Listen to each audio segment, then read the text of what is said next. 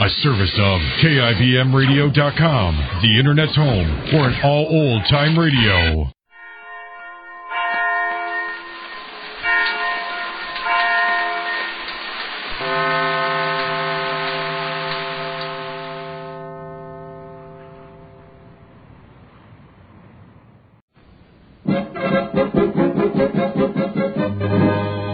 Jerry of the Circus.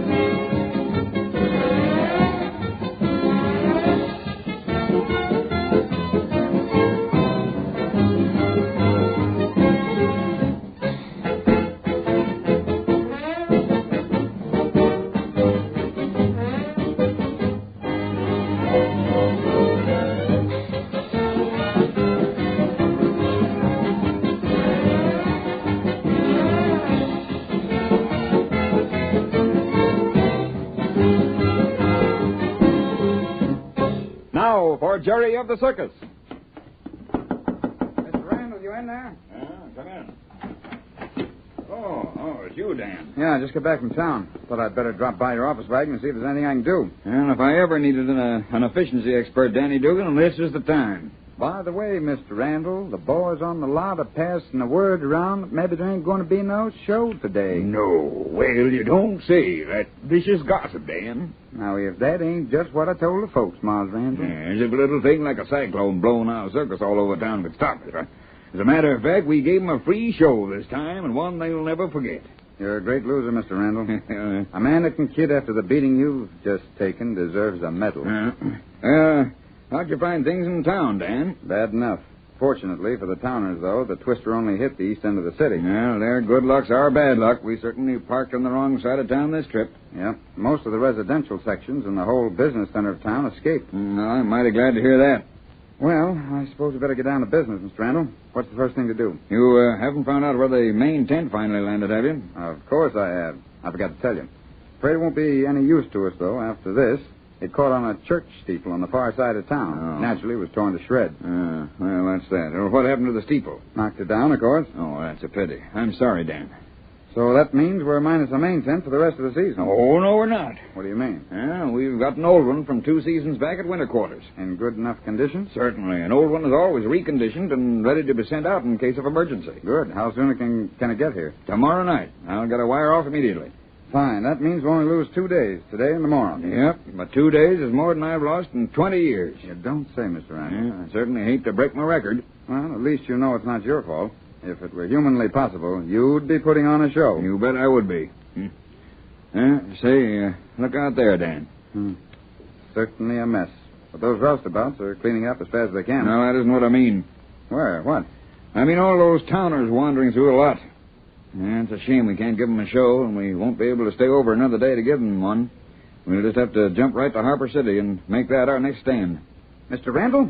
And now what? I've got an idea. Well, that's good, but there's no reason to scare me to death. But, Mr. Randall, listen. It's well, as Jerry says, it's a knockout. Well, go on. What is it? You can't sell me on it unless I know what it's all about. Listen, the whole circus is in a mess. That's not news. No, but it's exciting to the towners. Look how they're snooping out there. Yeah, and getting in everybody's way, too. That doesn't matter.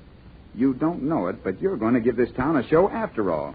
What on earth are you talking about? Just this. We'll paint a couple of big posters announcing, first time in history, the world's greatest show laid waste by a cyclone. Come one, come all. Oh, listen, Danny, you losing your mind? The folks in this town ought to know by now that there was a cyclone here today and that it wrecked the circus.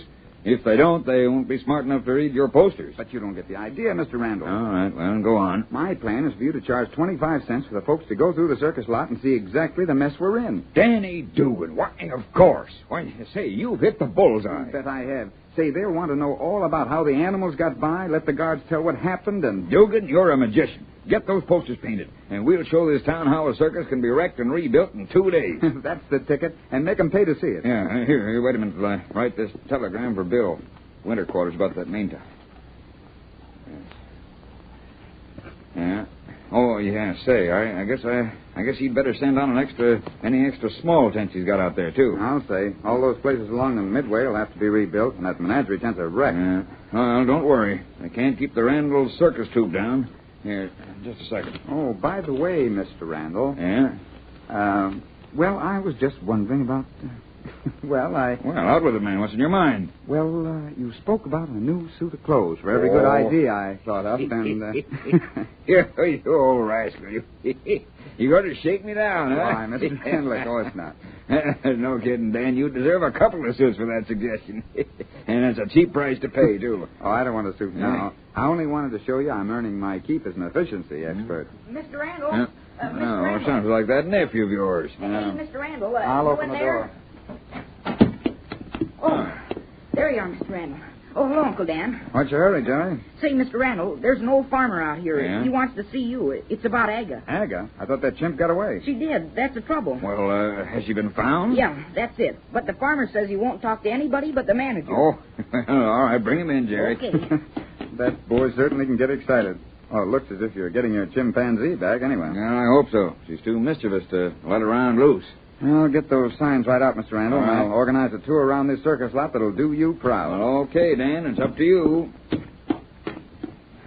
You just leaving, Uncle Dan? Yep, I gotta go to work. Mr. Randall, this is Mr. Hoffensteller. Yeah, the man I was telling you about. Oh, yes. How do you do, sir?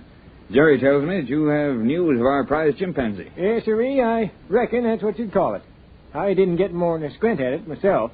But Emmy come running out of the house screaming like a stuck pig, and her face whiter than last week's wash. Well, what happened, Mr. Hoffensteller? Well, you see, it was like this.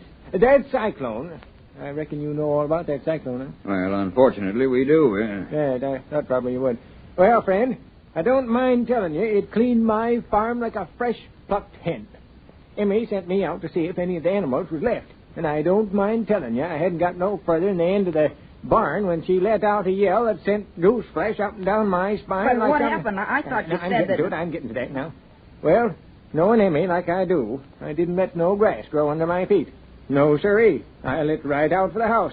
And there stood Emmy on the front steps with her apron over her head and hollering for all she was worth. Well, the chimpanzee hadn't touched her, had it? Knowing Emmy, I figured quick-like that she weren't hurt none. Not with all that there hullabaloo. Well, where was Aga? Well, sir, would you believe it? That there critter was locked in the house and we was locked outside. And Emmy had a boiled dinner on the stove all ready to be dished up the minute I come in. Is Aga still locked in your house? She sure is. And Emmy fit to be tied. Says she'll never be comfortable sleeping in that bed again. Not after that hairy critter's Your bed? You mean Aga got in your bed? Well, that's just what I'm telling you, son. He pulled that patch quilt Emmy made so careful like all last winter right up over him. And the last I seen of him, he's snoring to beat the band. Oh, that's a riot. Gee, can you imagine that, Mr. Randall? Now, listen here, young man. It's no joke to have a hysterical woman on your hands and a big gorilla locked up in your house and sleeping on your bed. Well, of course it's not, Mr. Hoffensteller. Yes, Mr. Hoffensteller. I'm mighty sorry a thing like this should happen. We'll send someone out there right away and get that animal out of your house. Yes, sirree. Emmy's fit to be tied. And she's that upset about her dinner boiling over and her patchwork quilt and the clean sheets. Well, I'm sure of that, and she's perfectly right, too. I'll tell you what, Mr. Hoffensteller. We'll send your wife a few dollars so that she can get someone to clean up after Aga's gone, and, well, maybe that'll make her a little more contented. Now, that's real friendly of you, sir. That's what I'd call it, real neighborly. I reckon a couple of dollars would quiet Emmy down more than all the talking I could do in a month of Sundays. Well, that's good. Now, Jerry, will you run over to Kelly and have him send someone out with Mr. Hoffensteller and attend to all this? You bet I will, Mr. Randall. That's right. And then you come back here. Your uncle's working on a job, and I think he can use you. Sure thing. I'll be back in a jiffy. Come on, Mr. Hoffensteller. Well, now, I reckon if it weren't that Hemi were so jittery like, I'd like to stick around a spell myself. But then you know how women are, Mr. Randall. Yes. So I guess I better be getting... Well, thank you for telling us about Augut. She's valuable, but we certainly don't want her to cause trouble for others. Good day, sir. Good day. Hurry you back, Jerry. You bet. Oh, hello. Hello. Mr. Randall in there, young man? Yep, right inside. Thank you. Oh. Well, there you are, Mr. Randall. Oh, yes. Come in, Thomas. Take a chair there. Thanks. Well, I'm sorry I had to take you off your regular job of bookkeeping to do this checking up for me, but Jim Bennett has so many things to do, and it just couldn't be helped. Well, that's quite all right, Mr. Randall.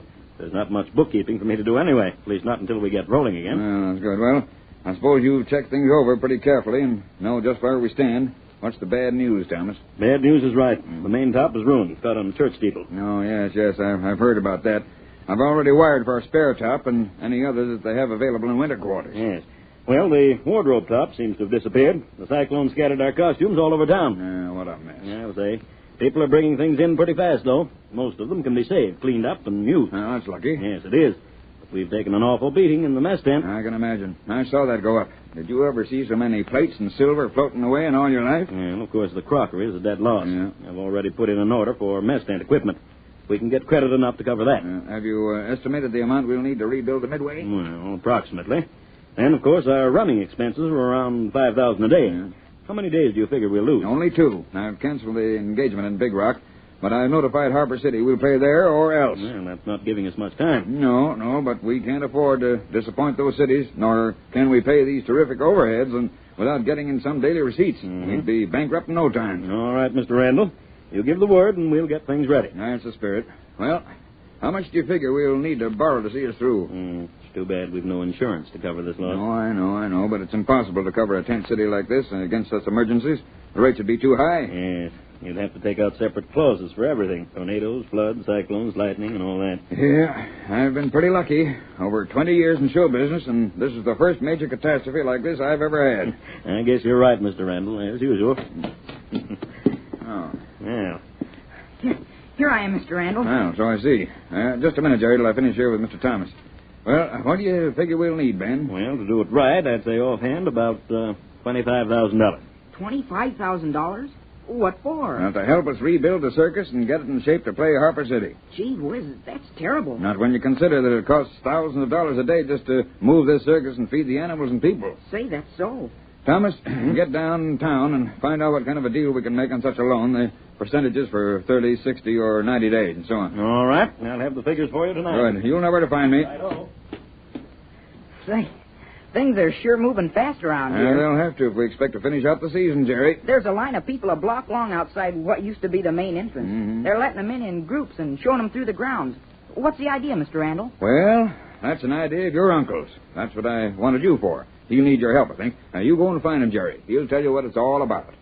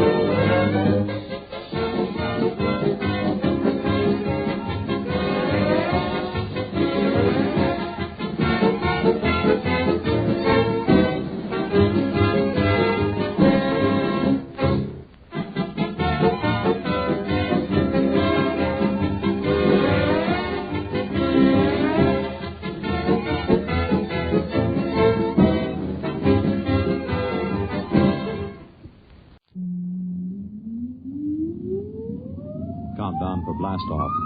X minus 5, 4, 3, 2, X minus 1, fire.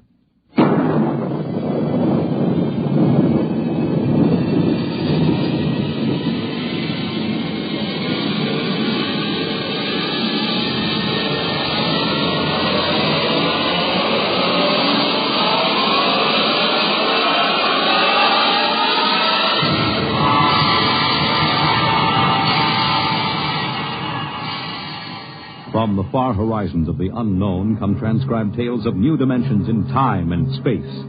These are stories of the future, adventures in which you'll live in a million could-be years on 1,000 maybe worlds. The National Broadcasting Company, in cooperation with Street and Smith, publishers of astounding science fiction, presents X minus 1.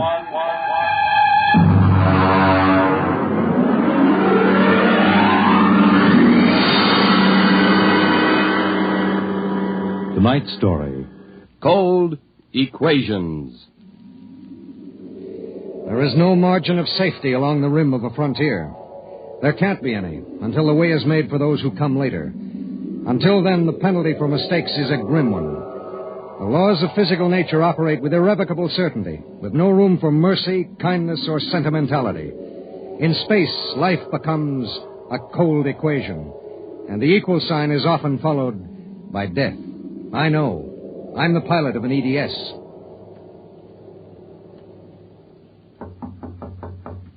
Come in. You sent for me, Commander? Yes. Sit down, Barton. We just got an ED from the Territorial Space Station on Woden. Woden. That's in the Crab Nebula, isn't it? That's right. There are 2 exploration parties there on Manning's continent. 8 men each. Mm-hmm. They've got cholera fever in one of them and no serum. Oh, and I thought this was going to be a nice, quiet passenger run. Computers are working out your payload and your course right now. In exactly 10 minutes, we'll drop into normal space and launch your ship. I'll get her ready. One thing. What's that? Woden is at the maximum pay limit for an EDS. Figuring the weight of the serum, we'll be able to give you just enough fuel to land on Manning's continent if you make it the first pass. Otherwise, you'll burn out in midair. Mm-hmm. Standard procedure. Report to launching control. Right. Good luck, Barton. Thanks. Oh, by the way. Yes? When can I expect to be picked up? We'll make a stop on the run back to Earth sometime next year. You'll be notified by radio. Okay. Sorry, we can't make it sooner. That's what happens when you sign on for EDS work. I'll see you next year, Commander.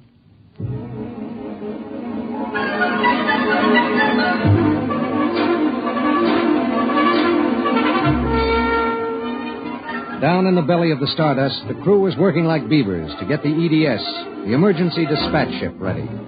Mechanics and technicians were swarming all over the place. Girls in inspectors' uniforms were checking the gauges in the supply cabinet.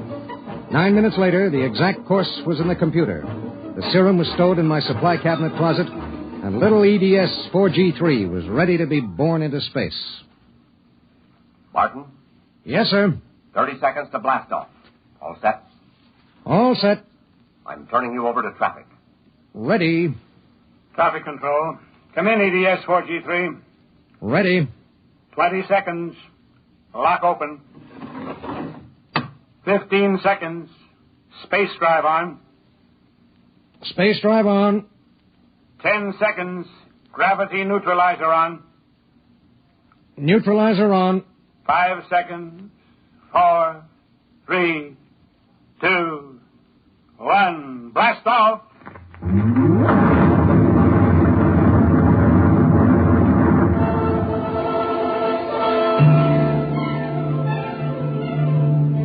I don't remember how long it was afterwards that I first noticed something wrong. Maybe an hour, maybe 2. There was nothing to show it except the needle and the heat gauge. It was on 0 when we left the Stardust, and now I noticed that it had crept up toward the 30 mark. That meant something inside the ship was radiating heat. That something was in the supply closet, and it was alive.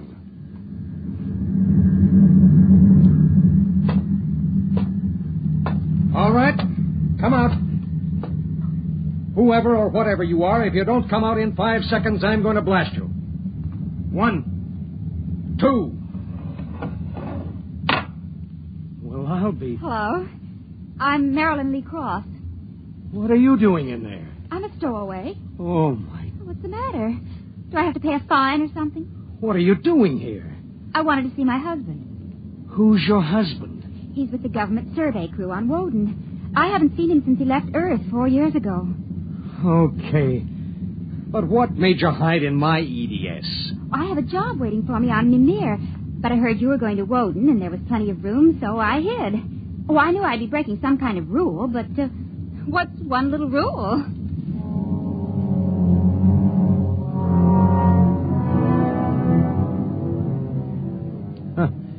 What's one little rule? H amount of fuel will power an EDS with a mass of M safely to its destination. H amount of fuel will not power an EDS with a mass of M plus X safely to its destination. Well, how could she be expected to know? She was 5'2" with brown curly hair and the faint, sweet smell of perfume. She was 5'2" and she smelled like apple blossoms. And her name was X in an equation that would have to be balanced.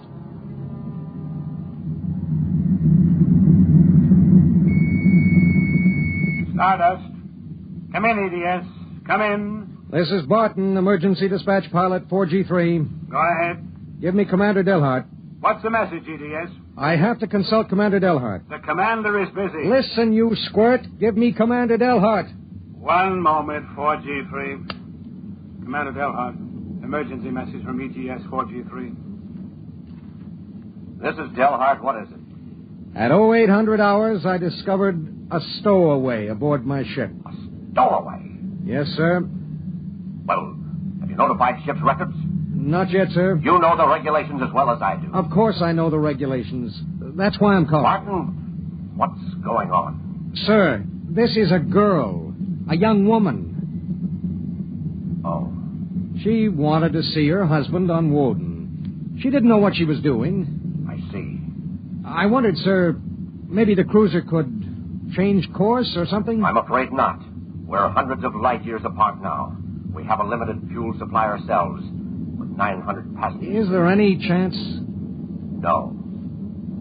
Okay, Skipper. Better get the information to ship's records. Okay. Martin. Skipper? I'm sorry. Yeah, sure.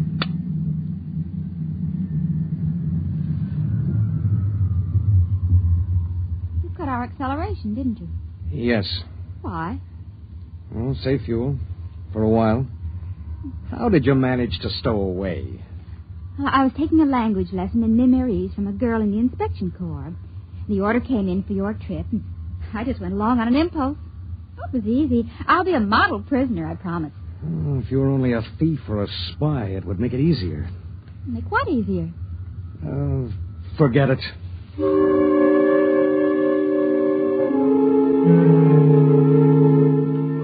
Why couldn't she have been somebody with some ulterior motive, a fugitive, hoping to lose himself in a raw new world, a crackpot with a mission?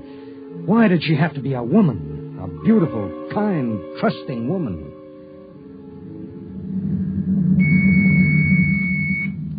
Stardust. Barton, EDS 4G3. Go ahead, 4G3. Identify a stowaway. Give me your identification disc, Miss Cross. Here. Why? Well, it's for ship's records. Identification number T8374. One moment. This is for the gray card, of course. Yes. I'll need the time of... I'll tell you later. That's highly irregular. Then we'll do it in a highly irregular manner. The subject is a young woman. She's listening to everything that's said. Are you capable of understanding that? Oh. Go ahead, 4G3. Number T8374-Y54. Name, Marilyn Lee Cross. Female, married. Born July 7th, 2160.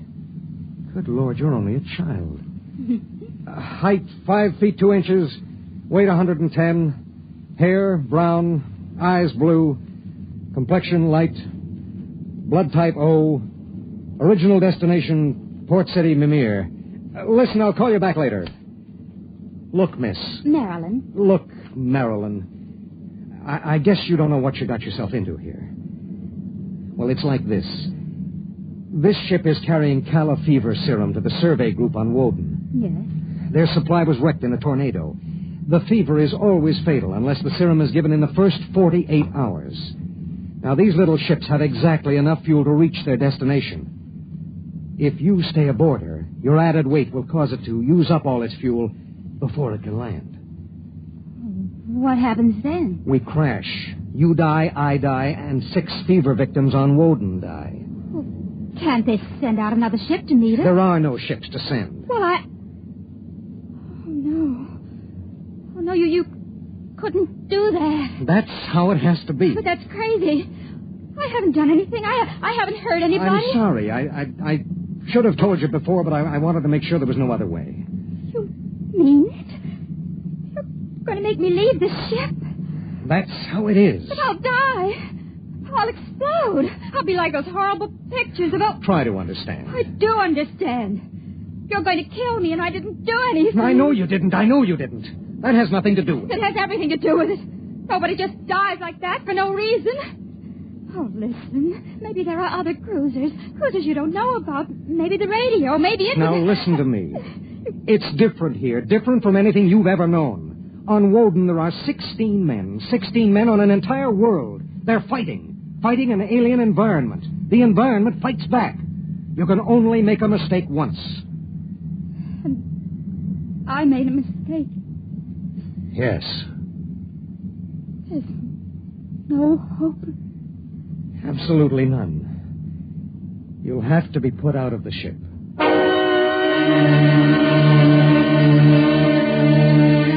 It was better so. With the going of all hope would go the fear. Then would come the resignation. She needed time, and there was so little. EDS. Starship to EDS. Need pertinent data. All right, Starship. When do you expect to complete your report? I need a computer check. I'll give you statistics. Statistics. This is EDS 4G3. I'm intersecting course vector 7.3 at 0831. Deceleration 1750, weight 1 ton. I would like to stay at point 10 as long as the computers allow. Will you give them the question? Check. I'll call you back. We wouldn't have long to wait. The new factors would be fed into the steel maw of the computer bank, and the electrical impulses would go through the complex circuits. Here and there, a relay would click, a tiny cog turn over. But it would be the current, formless, mindless, invisible, which would determine with utter precision how long the pale young girl beside me would live. 5 little segments of metal in the second bank would trip against an inked ribbon, and the machine would spit out the answer. You will resume deceleration at 1910. It was 1810 when he spoke. 1 hour. She has 1 hour to live.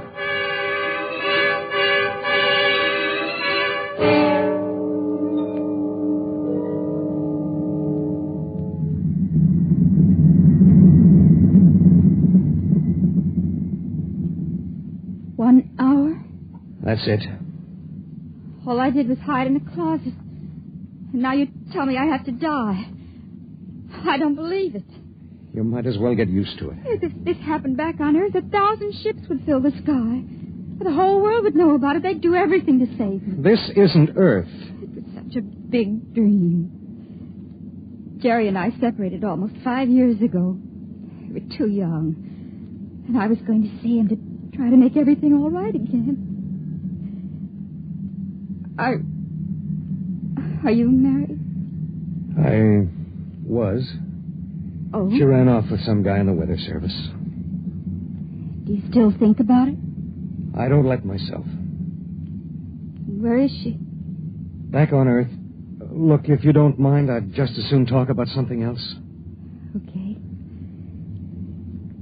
What do you do when you've got an hour to live? What do you talk about? What's Jerry like? Jerry? Oh, he's a funny guy. When he found out, about the other fella, he didn't get mad. He cried. That was all he felt, sadness. So you walked all over him? Well, I thought I wanted him to get mad at me, to be jealous. And now? Been thinking about him for 5 years.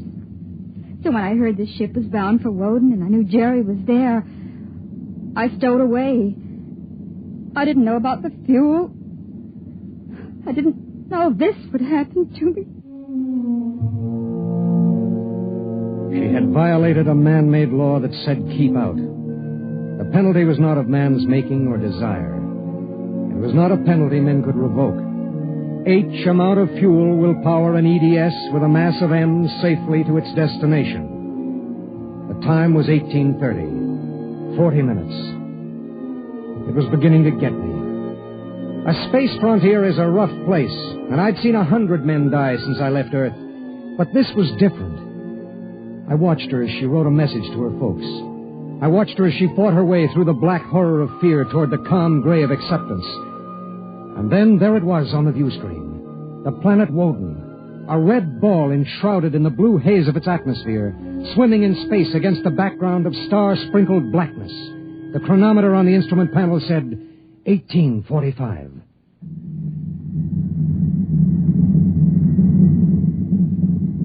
Listen, we're in radio range of Woden now. I mean, would you want me to try to contact your husband? Jerry? It'd mean he would know you're going to die. There'd be nothing anyone can do. Yes. I would like to talk to him. Do you think we can? Well, the planet is turning. If his group is on the side facing us, we might be able to reach him. We'll try. All right. Hello. Hello, Woden. EDS to Government Survey Group. Can you hear me? Come in, Woden. They may not be monitoring. Hello. Hello. Hello. Identify yourself, please. This is Government Survey Group 1 on Planet Woden. This is John Barton, EDS pilot. You have the serum? Yes. How bad is it? 1 man died last night. 6 have the fever. How long will it take to... I start deceleration at 19:10 hours. I should be able to land at 19:30. Thank God. Look, do you have a Gerald Cross in charge of the group? Commander Cross? Yes, we do. Would I speak to him? He isn't here. He's out with the survey team. Well, when do you expect him? Can't say. How do you read me? How much time do we have left for communication? Less than 15 minutes. All right. If Commander Cross comes back before we lose radio contact, will you have him buzz me? It's important. Okay, EDS. I'll keep the set open. Check.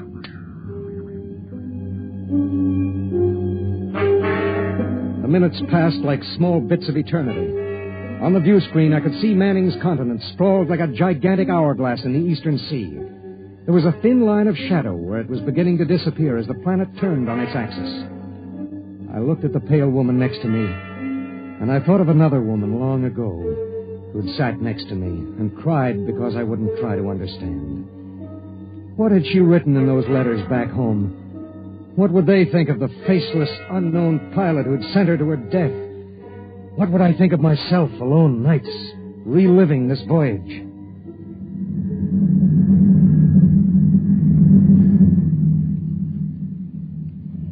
Cold, isn't it? I'll turn up the thermostat. Nothing from Jerry? We have about 2 minutes of radio contact left. Maybe it's better. I mean, suppose it were you and your wife tried to call you. How would you feel? I don't know. Do you ever hear from her? I got a letter about a year ago. I tore it up. That was foolish. Yeah, it was. Life is so terribly short to be wandering around alone. Well, Wait a second, we're getting something. How much time before I have to leave the ship? About 10 minutes. Hello, EDS. Hello, EDS. Come in. Come in. EDS. This is Woden. I have Commander Cross. All right, go ahead. Hello. This is Commander Cross. Jerry Cross? Yes. I have someone for you. Go ahead. Hello. Jerry? Hello? Jerry? Who is it? It's me, Marilyn. Marilyn. I wanted to see you again. I stowed away on the EDS. You what? What, Marilyn? It doesn't matter, Jerry. All that matters is that I can tell you all the things I've kept inside for so long. Jerry, I want you to know I've never forgotten. Oh, it's been so many years. I can't believe it. I thought I'd see you again, but now I can't. Jerry, you don't hate me, do you? Hate you? Marilyn, I've never stopped loving you. Not for an instant. Oh, Jerry. Listen, we don't have much time. The transmission is getting fuzzy. Oh, Marilyn, I've got to see you. There's got to be some way. There isn't. Let me talk to the pilot. Hello. Pilot, have you called the mothership? Did you have them checked with the computers? I've done everything. You've been on the frontier long enough to know the setup on an EDS. Oh, dear God, there must be something, some way. Do you think I'd let this happen if I wasn't sure? He tried to help me, Jerry. He tried. And it really doesn't matter. I'm not frightened anymore. Not now. But how did you get here? I don't understand. Well, I was going to Mimir to take a job, I thought. And now I realize I was just going because I'd be closer to where you were. Oh, Jerry, all this time. Don't. Let me tell you something. Marilyn, I've always known you'd come back to me. I've known it every minute. It's what's kept me alive. I want you to hold that in your mind. Jerry, I can't hear you. We haven't much time. We're losing radio contact. Jerry! Oh, don't cry, darling. Just know how I feel. I do. It's fading. There are so many things to say. Jerry, if you can still hear me, maybe I'll come to see you again. Maybe I'll come to you in your dreams, or be the touch of a breeze, or one of those golden-winged little birds singing my silly head off. Maybe I'll be nothing you can see or hear, but you'll know I'm there. Think of me like that, Jerry. Goodbye. Goodbye, my darling. She sat motionless in the hush that followed. And then she looked at me. Now? Now. I pulled down the black lever, and the inner door of the lock slid open. She walked with her head up and the brown curls brushing her shoulders. I let her do it alone. She stepped into the lock and turned to face me, and I could see the pulse in her throat. I'm ready.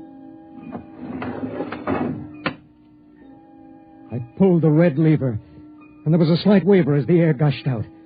I thought I sensed a bump, as if something had bumped the outer door. And then there was nothing. The white hand of the closet temperature control was back at 0. A cold equation had been balanced, and I was alone in the ship.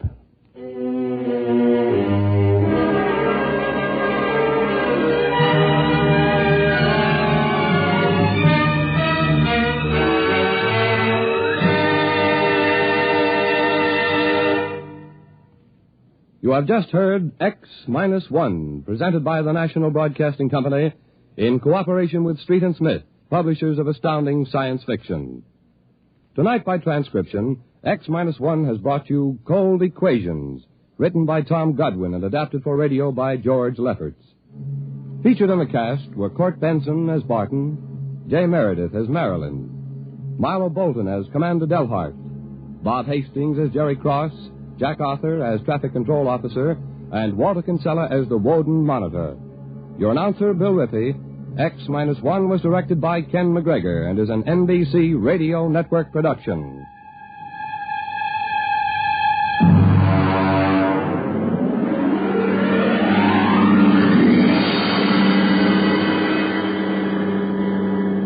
And now, next week.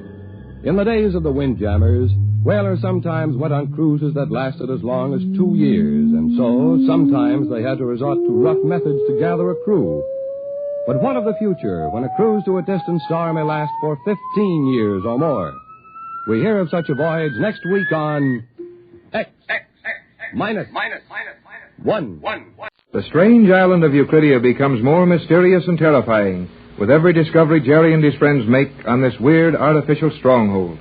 Captain Bradford has decided that the seaweed cloth, from which all clothes on the island are made, will keep out all sound and light beams and rays, and is trying to plan a method of using this cloth to aid in their escape. Joan, Mrs. Gregory, Jerry, and Tex were inspecting the cloth factory when the alarm sounded. Someone escaping from the island, escaping from the very pier where the Gregory yacht is held. Jerry has run off after some of the island men to watch them prepare for the capture of the escaping man. I wish Jerry had stayed with us. These terrible men may be very angry to find Jerry following them. You need not worry about that, Mother. Jerry may go with them if he wishes, but he may see someone receive a horrible punishment when they catch the escaping man. You say when they catch him, not if? Isn't there any chance at all of getting away? No, Captain Bradford. G47 has been here for many years. And since he started this colony all alone, no one has ever escaped. Where did the men go? The men Jerry was following. I think they went down into one of the submarine locks. Going to use a submarine in the chase, eh? Not much chance for anyone to get away, I guess. Isn't it strange that everything should be so quiet? Someone is escaping from the island. We heard the alarm. Yet there's no confusion, no soul in sight. There is never any confusion on Euclidia. Each man and woman on the island have their places and duties for every emergency. They go about their work just as quietly and naturally as you would eat a meal. Yes, it's going to be a hard job, Pap, but we'll find some way to beat them at their own game. Hello. There's Hanson standing on the yacht, waving for us to come to the rail. Then it must have been someone off the yacht who escaped. Looks like it. Come on. Who is this Hanson, Mother? Our engineer. A fine, steady sailor who's had the motors of my boats for 3 years. He's all excited about something now. He's pointing at the bridge, then down into the water. It was the skipper then. Oh. But what kind of a crazy scheme did he try to put over? The boats are both there. I hope he wasn't wild enough to try to swim for it. Look, Tex. Hanson has a note in his hand and his finger to his lips. He means for the captain to read the note and say nothing. Yeah, that's what I expect. Well, we'll see. Well, what is it, Hanson? Oh, all right. Yes, I understand. Yes, you did just right. Everything you could have said would probably have been overheard. I'll call if I want you, Hanson. Thanks.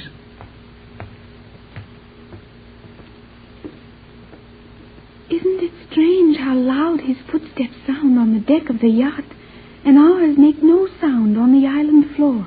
Those sounds are very comforting to me, dear. And you will learn to live in our world where natural things make the natural sounds they ought to make. Good, healthy, natural sounds.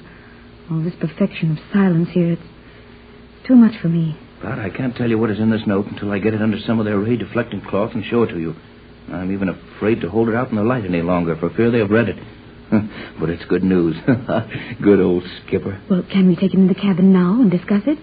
We have enough of the cloth to screen a room or at least a section of a cabin. But I want to go back and look for Jerry.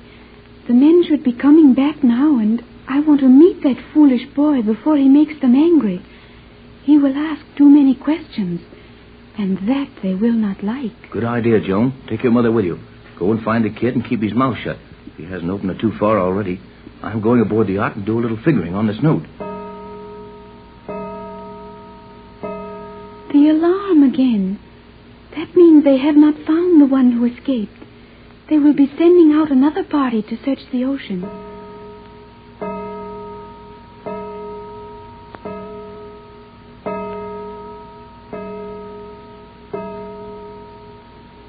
That alarm was 7 strokes.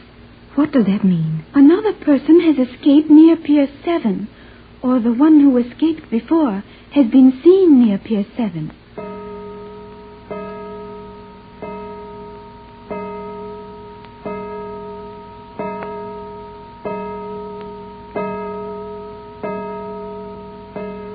That was 10. Does that mean Pier 10, Joan? Why, yes. But I cannot understand that. There could not be 3 different people escaping from 3 different places at the same time. And why is that impossible? Because when the first alarm sounded, everyone on the island except the searchers and our little party would have been locked in their quarters.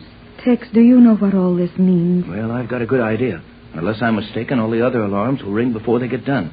Now, you two try to find Jerry and get him back to the yacht before he does or says anything to get them angry enough to throw him in a cell. I'm going aboard the yacht. You board it and come to the radio cabin as soon as you find Jerry.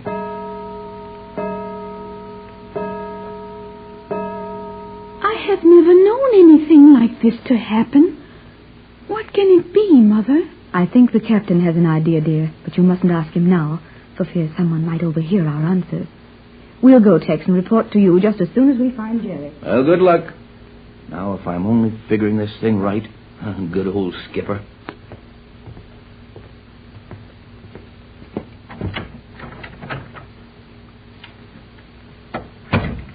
There's no need to bother with this cloth over my head now. Everyone's too busy running down these alarms to listen for my radio beam.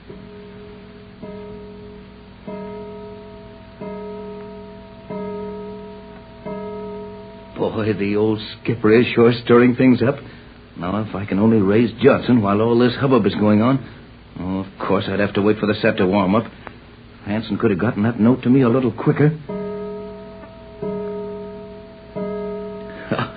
The old boy's got him on the run. But how long he can keep it up remains to be seen. Calling J24Y. Hello, J24. J12 to J24Y. Here he is now. Hello, J12. Hello, Johnson. Bradford on J24Y to Johnson. Hello, J12. I've been trying to get you for an hour, J24. Hello, J24Y. J12 standing by for emergency call. Something wrong your last message. Hello, J24. Hello. Okay, J12. Listen carefully. Get this right. No time repeat or confirm. Our position correct as given you before. Latitude 29 south. Longitude 124.30 west. Island is colony of mad scientists. Surrounded Hello, by J24. magnetic belt and radio J12 beam trap. Calling J24Y. Johnson to Bradford. What's the matter, Johnson? Can't you hear me? Your signal is perfect here. Hello, Johnson. Hello, J12. J12 to J24Y. Calling Bradford on J24Y. Your directional carrier faded an hour ago. No signal from you. Where are you, J24Y? I'm not getting out. Something wrong with this set.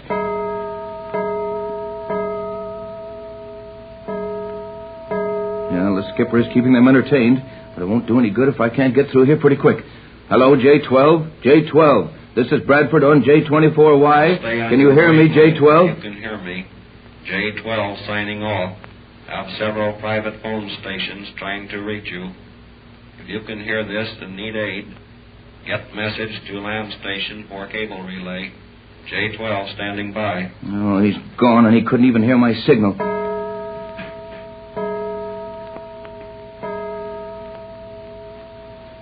That sounds like the search might be all over, and our one chance is gone. You had no chance. Did you give me so little credit as to think I would leave your radio beam open just because some silly fool wanted to experiment with my punishment for attempted escape? Your directional beam is being completely absorbed by our metallic blanket. You may speak to me through your radio. If you can think of anything intelligent to say... I have nothing to say. You at least have that much intelligence, and for your satisfaction, I might add that your skipper is now my prisoner. What are you going to do with him? You will never see him again. Now, your friends are about to enter your cabin, bringing with them enough of the cloth you want so badly that you may line your council chamber with it. You may talk without fear of my hearing you, and plan more of your silly attempts to escape. But please do not compel me to remind you again of the stupidity of trying to use your radio. I'll get that fellow someday, but it's my last act. Oh, Tex. I just heard the most terrible thing. Was that the skipper who tried to escape? Yes, Pat. What happened to him? They turned the full power of all the current on the island into the screens at the end of the piers. A man swimming within 100 feet of the ends of those piers would be paralyzed and drown at once. That's bad. For the moment, I'll have to ask you to forget it and help me rig up a screen of this cloth we have, big enough for the three of us to talk under at once. I have some news, too. Use the porthole screws and the backs of the chairs. Lay some on the floor. I've got to talk to you at once. Will this be all right if I put some over here, Captain? That's the idea. We're almost hemmed in now. The floor is covered. The radio panel will do for this side. Not much air in here, but what I have to say won't take long. How can we hold it over our heads? I guess we'll have to do just that. Hold it. All right. There isn't a speck of light coming in any place now.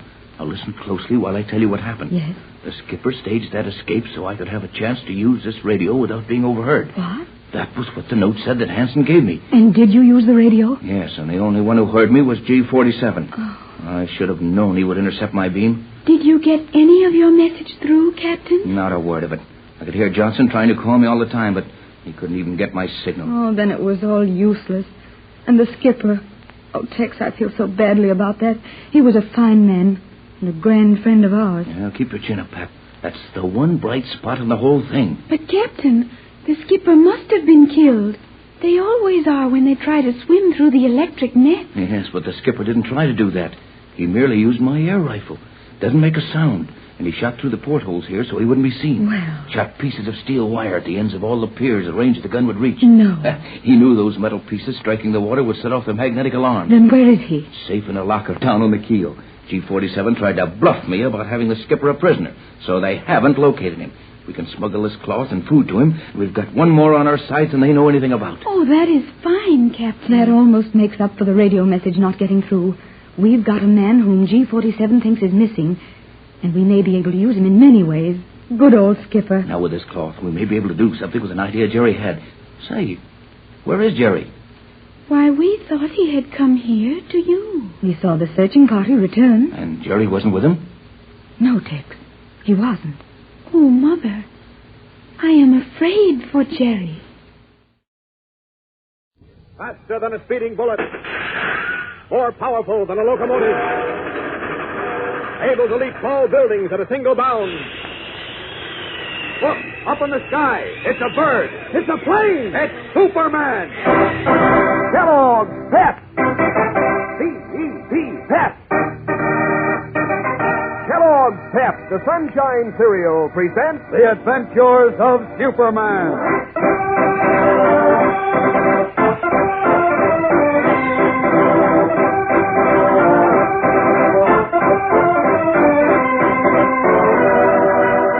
Today, with Professor Alonzo Sturgeon still missing, Clark Kent and Inspector Henderson are more puzzled than ever as to the identity of his strange visitors, who are apparently his captors.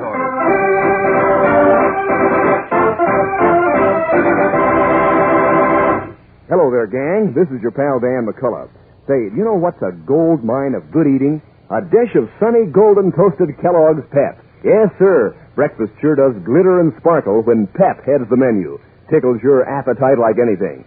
You see, Pep is called the Sunshine Cereal. Every tender whole wheat flake is sunny and golden to look at, good as gold to taste, and crisp, practically melts in your mouth. Just try it for yourself tomorrow morning. Take one look at that bowl of Kellogg's Pep and see if your appetite doesn't wake up smiling. Take one spoonful of those delicate crunchy flakes and get a load of that sparkling sunshine flavor and see if it isn't a slick treat. Take another taste and see if Kellogg's Pep doesn't make you want to keep right on until you've polished your bowl clean as a whistle. And remember, that's one way to keep from wasting cereal. Another way is to handle the package carefully if you pour your own Pep. Keep that in mind when Mom brings Kellogg's Pep home from the grocer's, because the cereal grains are being sent to help give good nourishment to fellows and girls overseas. Tip off the rest of your family, too. Get Hep to Pep, gang. Eat all your Pep. Don't waste it. Now, The Adventures of Superman. When Horatio Horn, part-time telegrapher, amateur detective, and rural correspondent for the Daily Planet, decoded a telegram which read, "Airship, Big Fish, Atom," he leaped to the conclusion that Professor Alonzo Sturgeon, world-famous atom bomb scientist, was in danger. Horn hurried to Metropolis, where he, Clark Kent, and Lois Lane discovered that Professor Sturgeon had been abducted. While Kent, as Superman, streaked to the mountains to investigate a deserted lodge to which the telegram had been addressed, Police Inspector Henderson uncovered a medal on Sturgeon's lawn. It was engraved with the name of the International Scientific Society, which Sturgeon's butler identified as the name used by the abductors. At once, Henderson attempted to trace the society. But as we continue now, he has just received a startling telephone call. Replacing the receiver, he turns to Clark Kent. There is no International Scientific Society. What? You heard me. There's no organization of that name anywhere in the world. Uh-oh. Sturgeon's abductors used a phony society name to try to lure the professor away quietly. When he didn't fall for it, they took him by force. Right. And that leaves us up a blind alley. We haven't a single clue to those fellows now. Well, except that one of them was called Carlos, and he and the other spoke with a foreign accent. Yeah, a lot of help that is. Yeah, I'm afraid... What? I'm afraid Professor Sturgeon was abducted by agents of a foreign power to get the secret of the atom bomb. Now, wait a minute. Wait, don't go off half-cocked. Look, we've got to find Professor Sturgeon, Inspector, and fast. We're doing everything we can to find him, Kent. I've got every available man working on the case. Also, the FBI and the Army G2 are in on it. But I haven't a single lead. Oh, yes, we have. Name it. That lodge in the Blue Mountains where the big fish telegram was sent. Yeah, but the gang skipped out without leaving a trace. except that phony forwarding address on Walnut Street. It turned out to be a vacant lot. What about the owner of the lodge? Well, what about him? The caretaker told me the occupants of the lodge had rented it. They could only have rented it from the owner or his agent. If we find out who that is... Now you're using your head, Kent. Come on. We'll shoot over to the county record office and get the name of the lodge owner.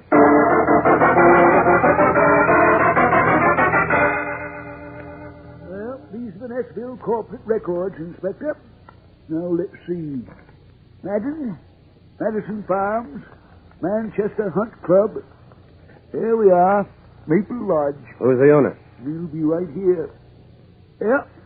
Owner's Richard C. Garrett of Metropolis. What address in Metropolis? Garrett and Bailey Investment Company, 120 Grove Street. 120 Grove Street? Yeah. Much obliged. Come on, Kent. We'll get right over there.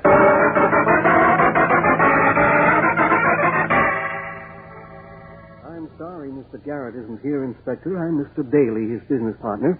Is there anything I can do for you? Do you know about that lodge of his in the Blue Mountains? Maple Lodge? Yeah. Yes, I've been there often for the fishing. What about it? Do you happen to know to whom he rented it? Why, no, I don't, Mr. Kent. Mr. Garrett took care of that himself. Then we'll have to see Garrett. I'm afraid that won't be possible for some time, Inspector. Why not? He left for Shanghai last week. Shanghai? Shanghai, China. Yes, we have some investments there. Now that the war's over, Mr. Garrett went out to see about them. Well, where is Mr. Garrett staying in Shanghai, Mr. Bailey? At the Occidental Hotel. Thank you. I'll see you later, Inspector. Wait a minute. Where are you going, Kent? Places. Be seeing you. Hurrying out of the office, Clark Kent steps into a stair hall, swiftly strips off his business suit, and stands revealed in the blue costume and red cape of Superman. He raises the window. Out! Up! And away!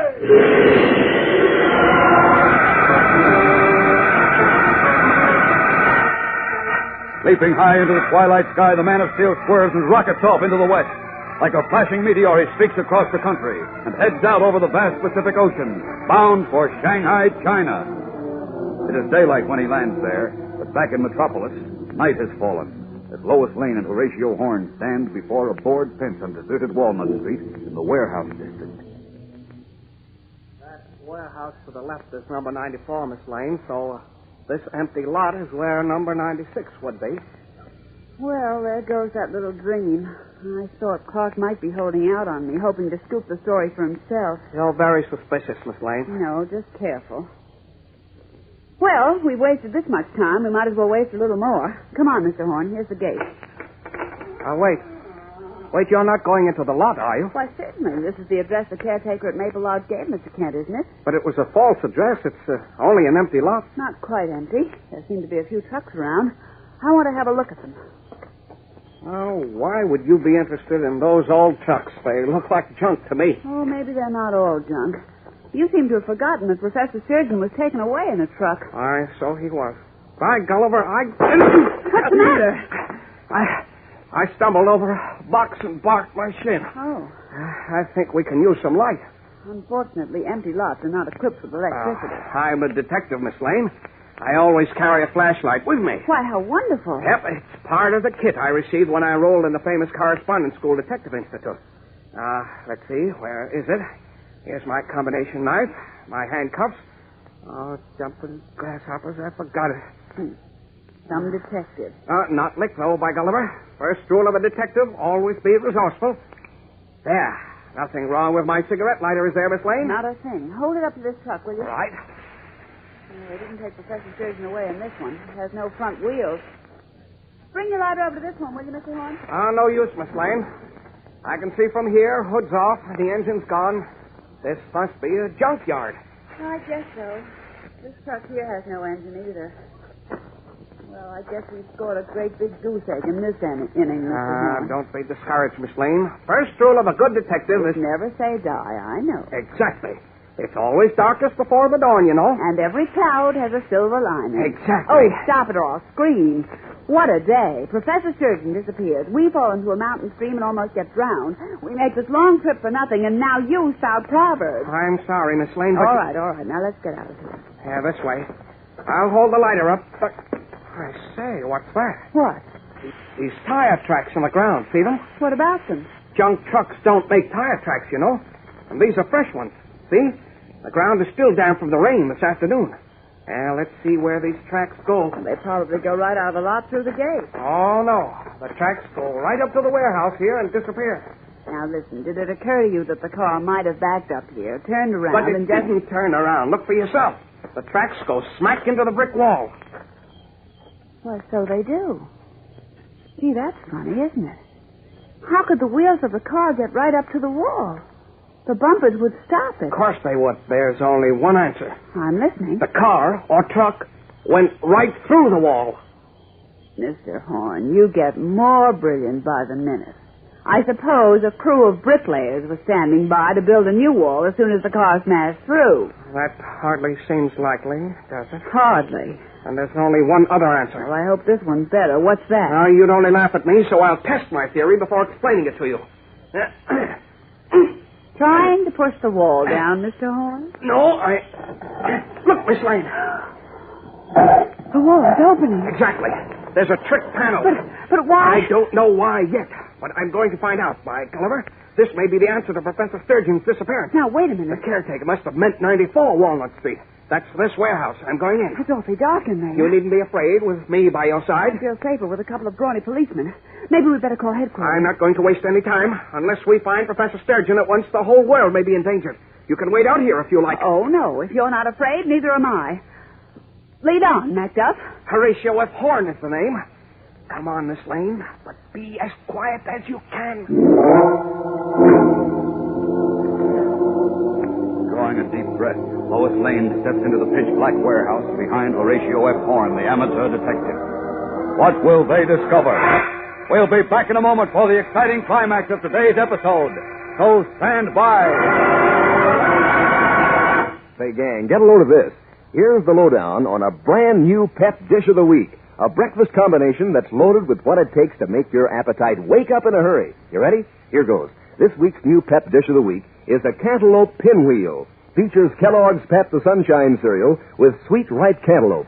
And here's how to make your cantaloupe pinwheel. Start off with your regular serving of pep. Then take your spoon and scoop the cantaloupe out in strips. Arrange them on top of your pep like the spokes of a wheel. Add milk and sugar, and that's it. A cantaloupe pinwheel. And if you don't think Kellogg's Pep can do things for a cantaloupe, you just try it. Why, Pep's fine sunshine flavor fairly sparkles on your tongue. Pep's tender crispness practically melts in your mouth. Pep is so terrific, your spoon keeps going right back until you've scooped up the very last golden flake in your bowl, which is a particularly good idea nowadays when we're sending the cereal grains to fellows and girls overseas. Nobody wants to waste cereal.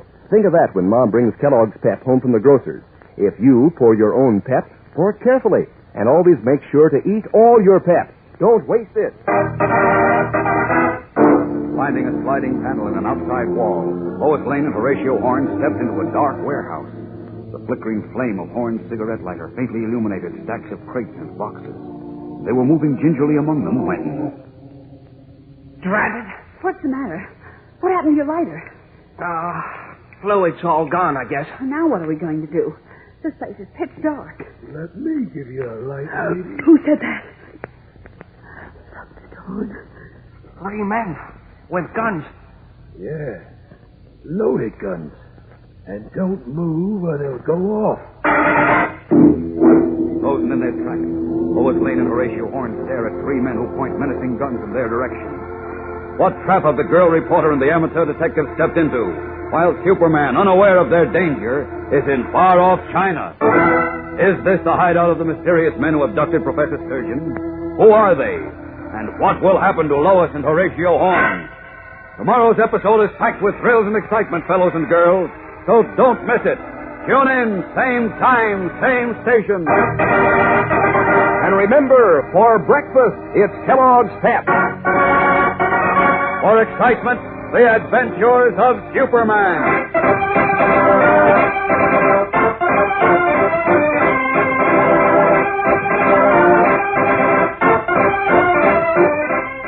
Superman is a copyrighted feature appearing in Superman DC comic magazines and is brought to you Monday through Friday at the same time by Kellogg's Pep, the Sunshine cereal.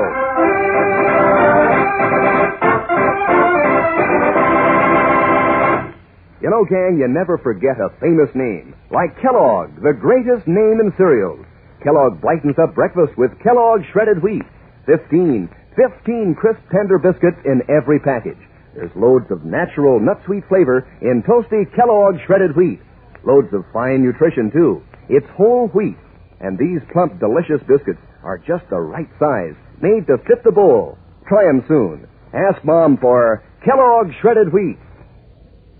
And be sure to be with us tomorrow for the thrilling adventures of Superman. This is the Mutual Broadcasting System. Tired of the everyday grind? Ever dream of a life of romantic adventure? Want to get away from it all? We offer you Escape. Escape, designed to free you from the four walls of today for a half hour of high adventure.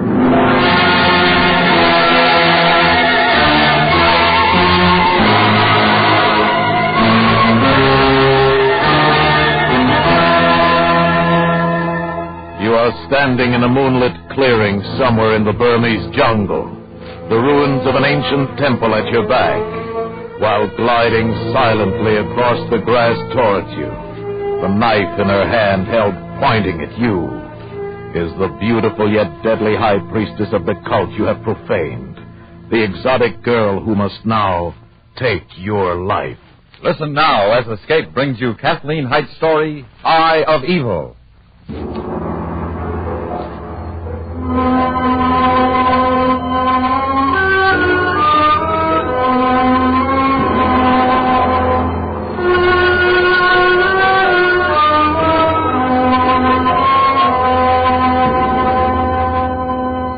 I studied Fairchild as he read the letter. He was not a man I would ordinarily turn to for help, but I was not acquainted in Mandalay. Then, too, he knew Campbell. I mean no slur against Fairchild. He was bright enough as government office clerks go. I had simply hoped for more formidable assistance. This is the last letter you received from Campbell? The last word of any sort until I cabled him to meet me in Mandalay. He cabled back that he would and named this hotel at noon today. Well, it's only 2 hours late. 2 hours doesn't mean much in Burma. I'm not especially concerned about these 2 hours. The letter, eh? I can't say I blame you. Odd sort of letter. Doesn't make a lot of sense to me. Nor to me. Nor to anyone at the Historical Society. I hate to suggest this, but it sounds as if the old boy's cracked a bit, wouldn't you say? That's more or less what I've been sent to find out. This part here, he says, I shall fail if where I look my eyes see no beauty. Can't deny it has a certain ring to it. When was the last time you saw Campbell? Let me see. It was well before the rain set in. I should say a good 6 or 8 weeks before. That would make it late February or early March. Campbell's letter was posted here in Mandalay the 14th of May. You're certain you didn't see him around that date? Positive. Of course, just because it was posted here doesn't mean Campbell himself is in Mandalay. Oh? Probably sent it up here from Pugan by Mangba. Mangba? Burmese boy, devoted to Campbell. There's been all sorts of help to him with all that probing about he does around Pugan, ruddy ancient shrines and pagodas. The place is crawling with him, you know. Yes, that's what I understand. Mungba does a lot of that sort of thing for Campbell. Errands, supplies, comes up the Irrawaddy by boat, you know. There's no train down to Pugan from Mandalay. I don't suppose Campbell relishes the boat trip often. What was he like the last time you saw him? Seemed normal enough. We lunched here at the hotel just as we're doing. From what you've said, that's about 4 months or so ago. I guess a lot could happen to a man in 4 months. It could in Pugan. Nothing but those miserable pagodas and shrines. I don't take much to ruins myself. You've been there, haven't you, Laurie? No. This is my first trip to Burma. Oh. Well, then I just give you a word about the people, all sorts, of course, but those around Pugan seem to be given to all manner of strange beliefs, superstitions, odd things. Well, the evil eye, for example. You serious? Dead serious. Well, we can't be talking about the same thing. If I remember correctly, the archaic belief in the evil eye is that if one possesses it, anything or anyone he looks upon will die. Quite right. Only it isn't entirely archaic. It's a widespread belief in India, parts of Egypt, Arabia, and certainly here in Burma. That's fantastic. If I may, Loring, you're apt to find a great many things in Burma fantastic. Not so much in Mandalay, perhaps, or Rangoon, but around Pugan and to the west and north. There's a feeling, a mystic something that's been known to take hold of man. You're suggesting that Campbell... I don't know. You'd have to go there to find out.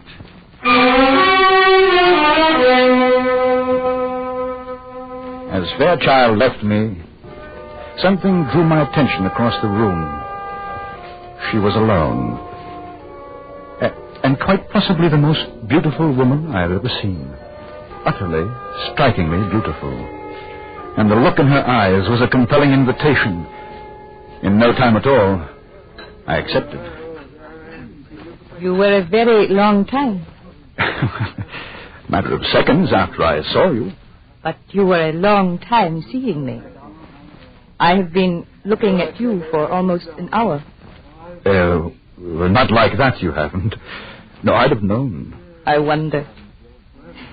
Your face, a very nice face, has been clouded with concern. And so would mine have been with your luncheon companion. It was a bit drab, wasn't it? I saw no reason for you to spend more time with him. Gina decided you should spend your time with her. Gina. I like that. And I like the name Stephen Loring. How on earth could you know that?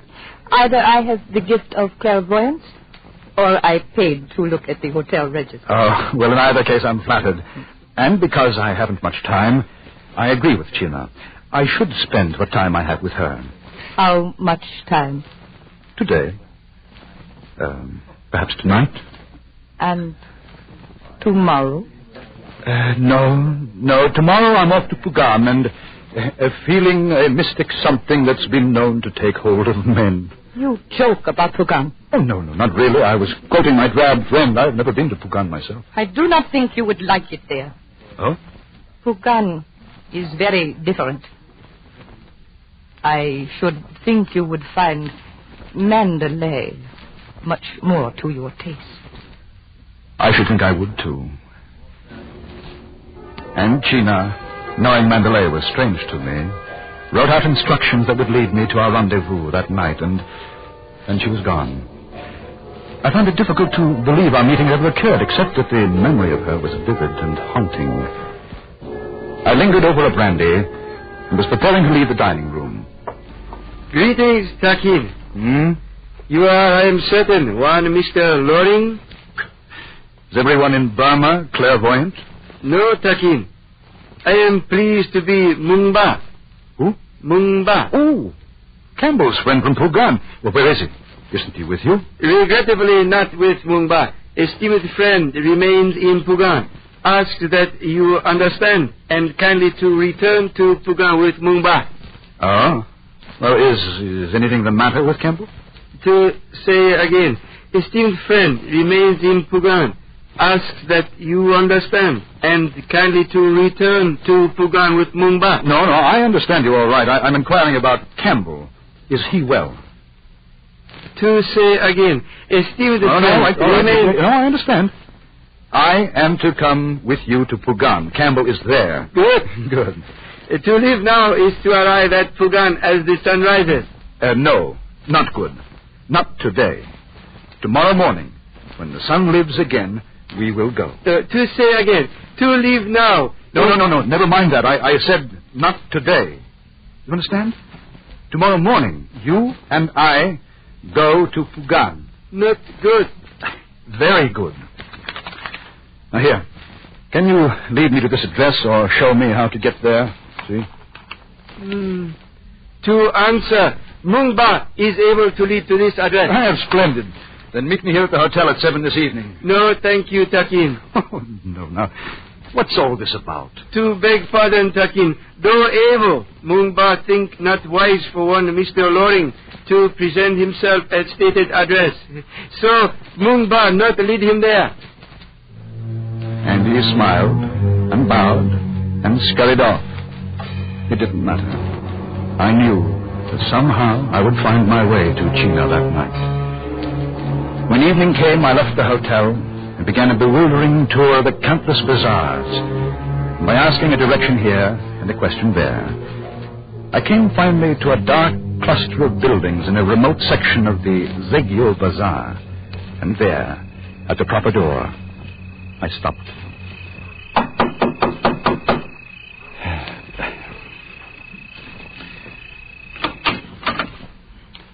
You are the most welcome one. I'm Stephen Loring. Martina waits for you. Kindly enter. Thank you. It's a bit dark in here, isn't it? The lights of 1,000 candles are soon to come, Takin. One moment. I took a few steps on past the servant, and suddenly I felt a pair of arms around me. I struggled to free myself, and then a blinding pain flashed through me, and I felt myself sinking to the floor. Faintly I heard the voices, and only one did I recognize. That of the little Burmese, Mangba.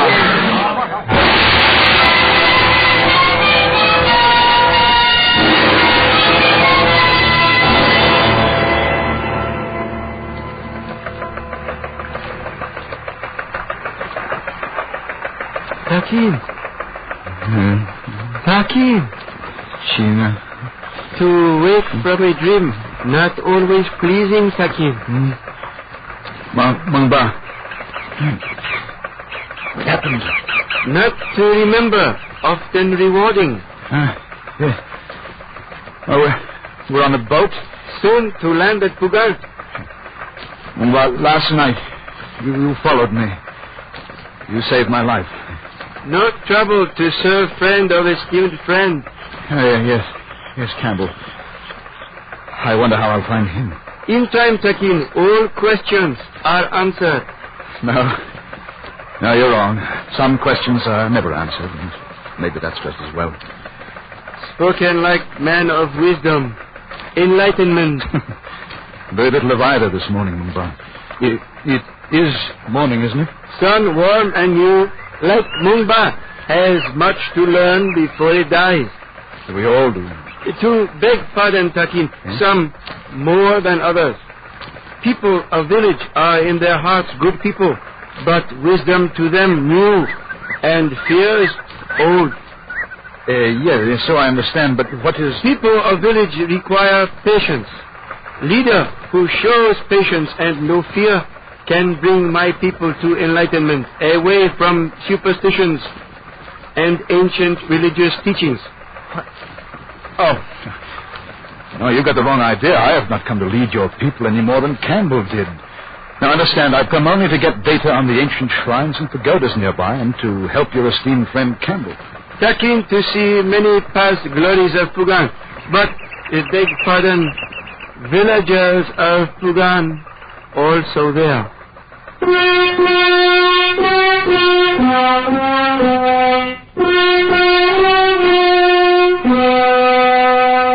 The village, when we reached it, was somewhat inland from the river port of Pugan proper. Wood and bamboo huts lined the four sides of a square that served as a compound. A pack of wild dogs swarmed ahead of us, yapping a signal to the groups of villagers bunched together near a central hut. Mangba raised his hand in greeting. After a moment of frozen silence, the villagers turned and ran. They run from us. Something very wrong. Not much of a welcome. Must walk ahead to hut of esteemed friend. Must smile, show no fear. Come, Takin. I fixed the smile on my face that Mangba ordered, and I followed him. If I showed no fear, it was not because I felt none. There wasn't a soul in sight, but my back straightened rigid with the feel of 100 eyes upon it. Mangba's steps slowed at the sound of the bell, his head cocked slightly to one side as if to listen. We walked on slowly now, until we came to the central hut. There, Mangba stopped cold. No, not so. What is it? What's wrong? Evil eye, it has come. Evil eye.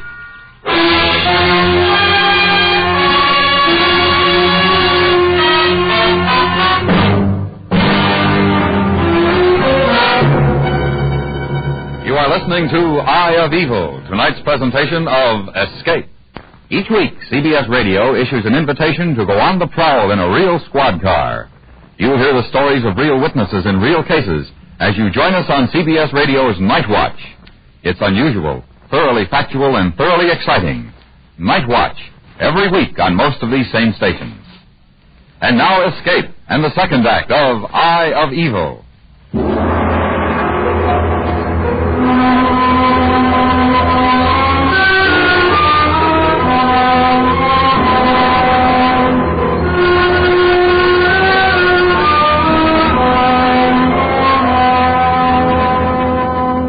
Disappeared as quickly and completely as the others, fled in terror from a crude sign I could not understand at the door of the central hut.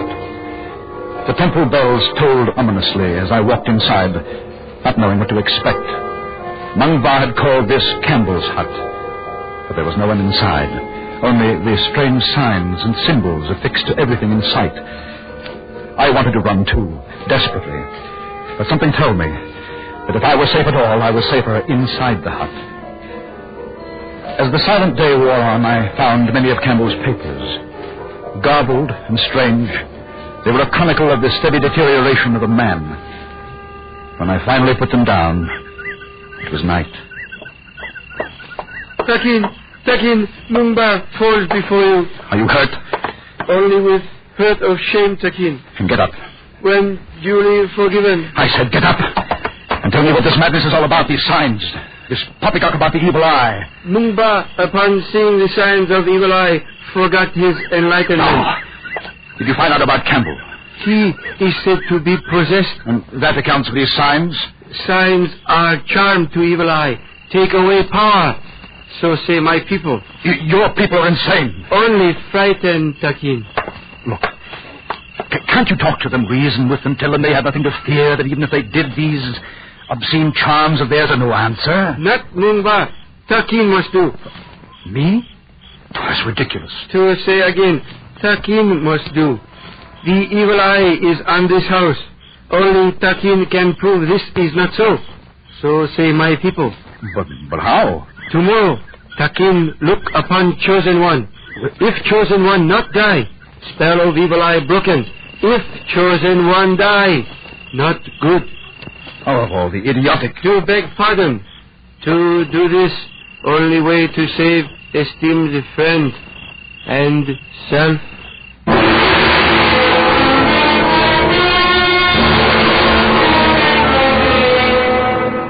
There was no sleep.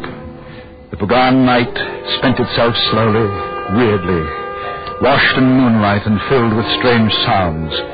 The paddy birds, the barking deer, the cries of wild cattle, and always the eerie toll of the temple bells.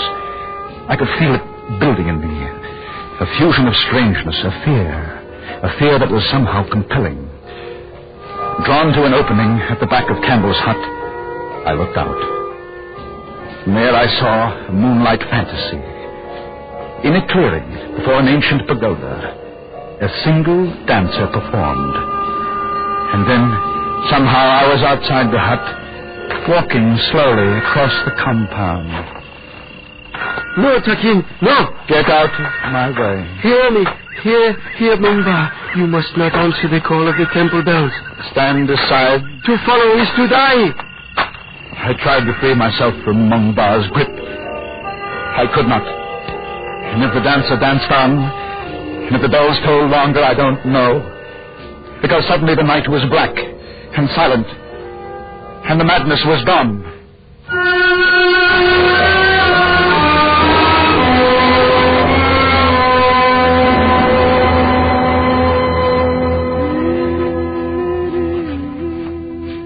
You know, each night I don't know how I got to bed, yet every morning I find you here.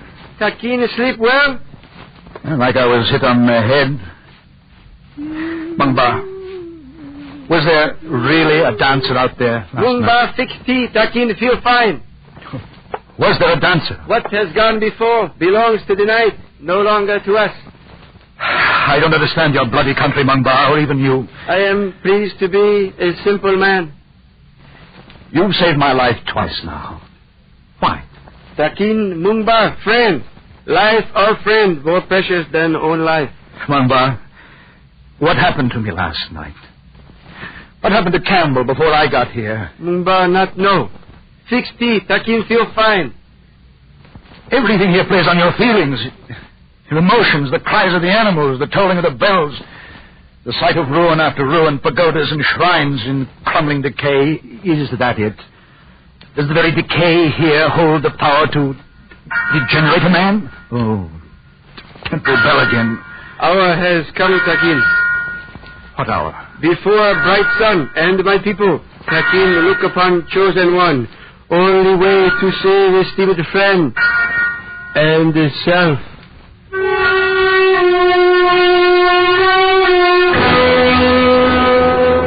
Outside, the villagers lined the compound. Some wore coverings over their entire heads. Others, with the same fear that I might possess the evil eye, hid their faces from my view. All of them, so far as I could see, wore signs and symbols as charms against my spell. It was madness. All of it. Madness. Takin, ready? Just tell me what I'm supposed to do. Chosen one will walk to center of play. Temple bells will stop. That becomes signal for Takin to look for first time upon chosen one. When the bells stop. Yes, all right. Now let's get on with it. Kindly turn back, Takin. All right. I'll have to make quick work of it. Takin, have nothing to fear.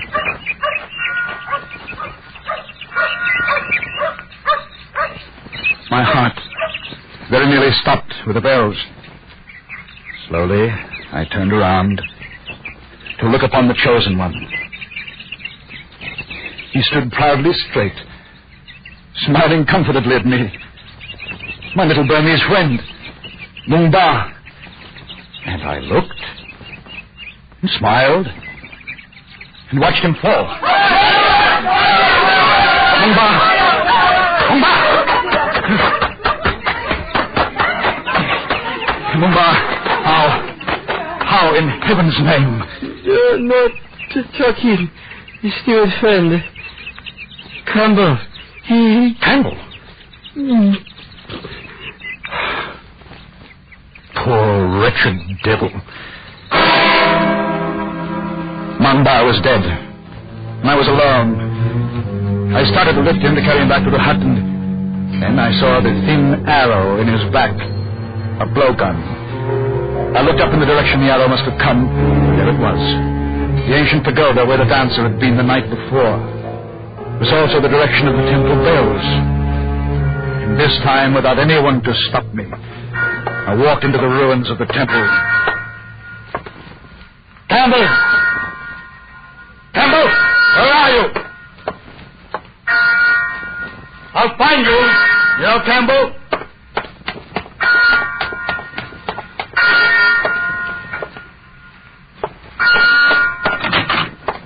Campbell! Over here, Loring. I can't see you. In these shadows. I'm here in the dark, and you can hear me. If your eyes fail you, follow your ears. How did you do it, Campbell? He worshipped you. Why did you have to kill Mungba? Mungba? Cowering in the darkness won't help you, Campbell. There's a window down there. Why don't you stand proudly in the bright sunlight, as he did? Mungba died proudly? How very gallant. You're mad. Come here. Here to the light. Here now. Stand there until... Campbell. Are we at the window now, Loring? Campbell. You're blind. Do I stand proudly in the bright sunlight? What happened to you? Who did this to you? I shall fail if where I look my eyes see no beauty. Oh, Campbell. We didn't understand in your letter. None of us understood. Tell me, who did that to your eyes? Where one sees no beauty, no good, one sees evil.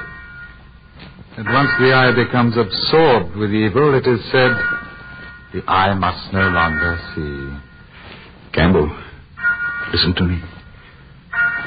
We'll go now, you and I. I'll take you home. I am home. No. We'll go to England. Now, together. Do you understand me? You don't understand me. I want to be here. I must be here. But why? Why? This place is strange and terrifying. And beautiful, Loring. But you must go before you see its beauty, before it draws you and holds you and never lets you go. There's no beauty here. Have you not seen our beauty, Stephen Loring? Gina!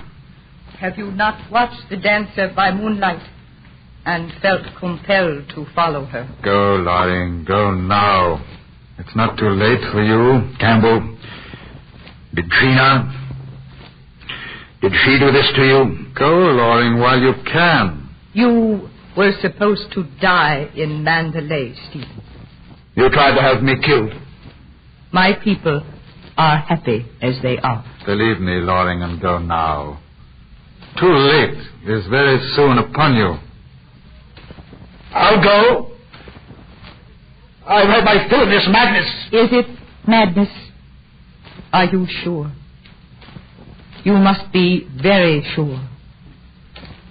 It might be madness. Or again, it might be a feeling, a mystic something that has been known to take hold of men. I ran, hard and fast, from the ancient pagoda, away from China, away from Campbell. Through the compound I ran, toward Pugan, and the river, and freedom. And when the river was in sight, my legs became heavy, leaden. And in my mind, I knew I would run as far into the world as I could. But I also knew that someday I would have to come back.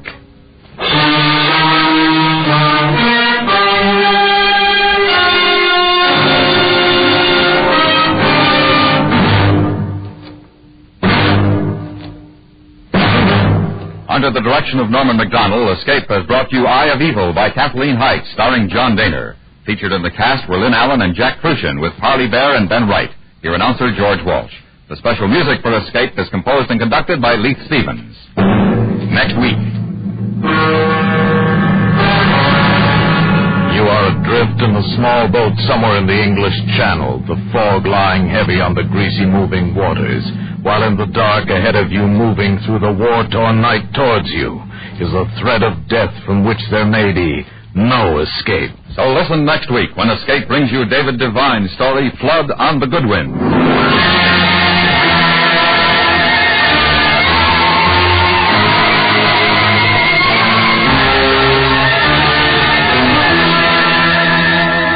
This coming Monday night on CBS Radio's Gunsmoke, you'll discover, along with United States Marshal Matt Dillon, that the problems facing a U.S. Marshal of the Old West were just as vital and real as those facing law enforcement officers today.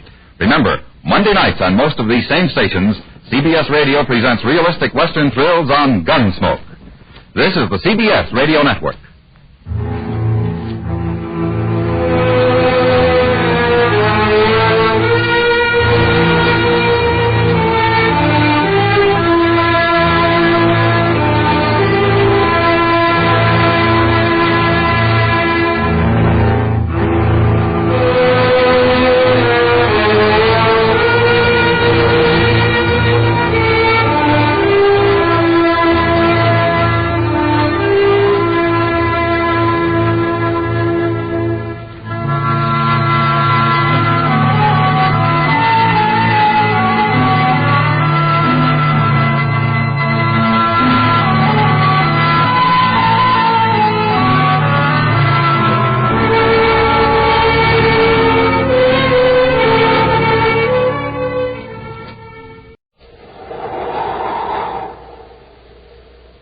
Rice Chex and Wheat Chex, the bite-sized cereals in the red and white checkerboard packages, present Space Patrol!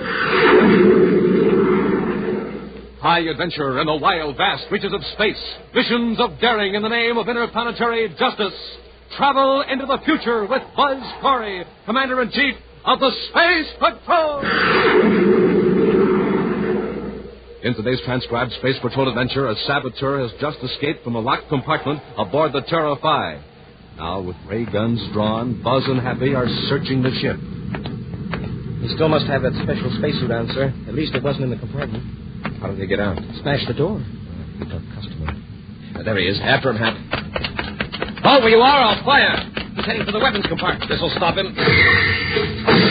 Wow, that ray gun never even phased him. That suit, he's completely shielded. Come on, we'll have to tackle him. He's in the compartment with all the weapons. All right, Halcorn, come out of there. Damn it, get these.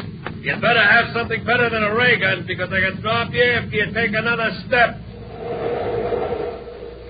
We'll return in just a moment with today's exciting Space Patrol adventure, the test of the XK-3. One bowl of rice checks. Here you are, Commander. Thank you. Me, I'll have wheat checks. Hi, Space Patrollers. This is Commander Corey. And Cadet Happy, having ourselves a top breakfast with our favorite cereals. Checks, rice checks, and wheat checks, Space Patrollers. Tops for taste. Terrific tasting out of the box or out of the bowl. Smoking rockets, they're delicious. Checks are tops for size. Size just right for easy eating. You know something, Space Patrollers? That neat bite size makes Chex taste even more delicious. Right, Hap. And, gang, a good, nourishing breakfast with Chex is tops for Get Up and Go. Official Space Patrol Get Up and Go, just like the Commander has. So go get 'em, Space Patrollers. Chex, rice or wheat. In the red and white checkerboard packages. With a picture of me or the swell picture of Cadet Happy on the outside and the free Space Patrol trading card inside. Say, Commander, how about another bowl of Chex? This time, I think I'll have rice Chex. Make mine wheat Chex.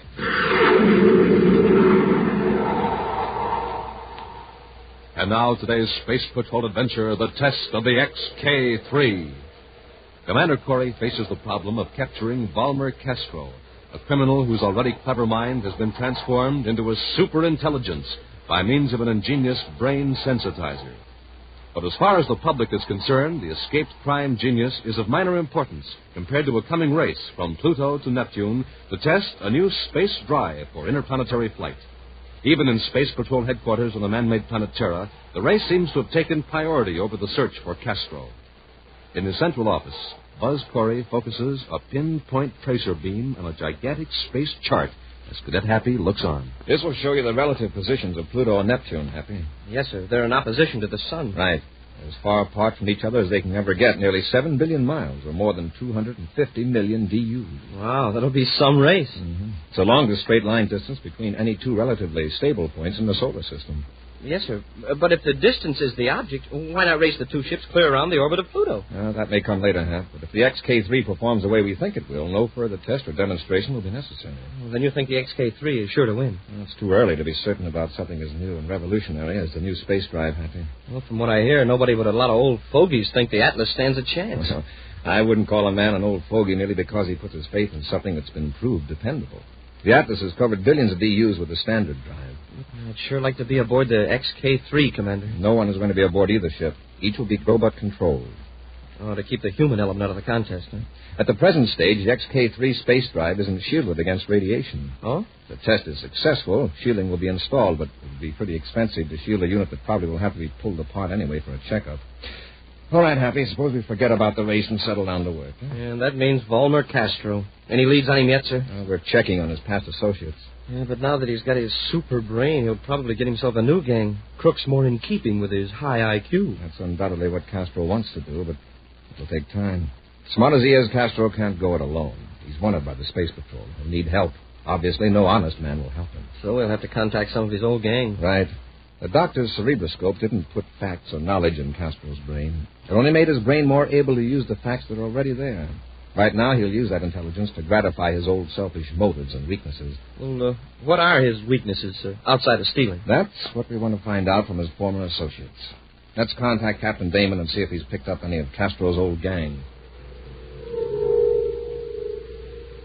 Elsewhere, in a small community on the planet Mars, Valmer Castro seems entirely unconcerned by the fact that he is number one on the Space Patrol list of wanted criminals. His penetrating eyes never leave those of his visitor, a tall, burly spaceship technician named Grant Halcorn. You understand, Halcorn? You leave at once for the Pluto test base. Your traveling instructions are in this folder. Well, look, Mr. Castro, I don't know about getting inside the base. All been arranged. We'll have no trouble if you keep your mouth shut. Once you're aboard the XK-3, well, you know what to do. I suppose they make a check of the ship before blastoff. Of course they will. But they won't be looking for stowaways. Not in that gear compartment smack up against the space drive unit. Now, they'll be too interested in checking instruments and controls. I'm worried about that spacesuit, Mr. Castro. Doesn't seem like much protection. It's been thoroughly tested. You'll have done your work and be out of the ship before a harmful dose of radiation has a chance to penetrate. Yeah, if I can stand the exhilaration. That suit's awful bulky. Suppose I can't move to the escape hatch. The XK-3 won't be given high acceleration until the flight's well underway. By that time, well, you'll have made the necessary adjustments to the robot controls to prevent acceleration. Sure. Then I bail out as the ship crosses the Jupiter orbit. That's right. Your jetpack will be sufficient to give you a trajectory away from the XK-3's vector, and I'll pick you up. Okay, Mr. Castro. I got this, Halcorn. I've got a considerable sum of money on this race. The XK-3 is the heavy favorite. If the Atlas wins, I'll have 10 million credits to set up my organization. Now, don't worry. The XK-3 won't stand a chance. Naturally.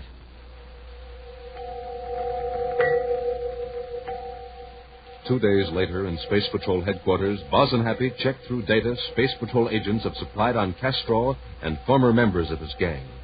On the huge space chart, two small lights, one red, one green, move with agonizing slowness sunward from Pluto. Despite the temptation to watch the progress of the race, Happy diligently checks the reports. What a bum this guy Castro is, Commander. Even his pals can't trust him. Here are 6 guys who've told our agents that if they even saw Castro again, they'd bust him in the jaw. Well, they might have said that just for effect. Did any of them say why they were angry at him? Yes, sir. They're all sore about the same thing. Castro made bets with them and then welched when he lost. But he always collected when he won. Very interesting, Happy. Very interesting. We've just learned something quite useful about Castro. We have? Yes. He's a gambler. Yeah, and very unsportsmanlike. I'll notify our undercover men to keep an eye on suspected big-time gamblers. They'll need cooperation from local authorities on that. Gambling is out of Space Patrol jurisdiction. Well, some guys will gamble on anything. I know a mechanic who's betting on the Atlas. Imagine a guy who's supposed to know something about spaceships, and he bets against the XK-3. Well, perhaps out of sense of loyalty, Happy. You know how fond you can get of a spaceship, whether you fly it or help repair it. Well, he's one of those old fogies who doesn't like anything new. Well, we must have a lot of old fogies in the universe, Hap. A lot of intelligent people think the Atlas will win. People must be crazy. The odds are 20 to 1. And look at the chart, sir. The Atlas blasted off ahead of the XK-3, and already the XK-3 is gaining. The race has just started. Neptune is still millions of DUs away. Well, the only way the Atlas can win is for somebody to fire a space torpedo into the XK-3. Well, if you're worried about somebody blasting the XK-3, forget it. I've assigned patrol ships from every planet to guard the race vector. Oh, the lucky guy that drew the assignment for Terra. Who got it, sir? Happy, I volunteered to patrol the Terra sector, and now if you'd like to go along... Would I? Smoking rockets? Well, yes, sir. Yeah, there's plenty of time. The lead ship isn't even to the Saturn orbit yet. Yeah, the Atlas is leading. But I bet the first ship we see is the XK-3.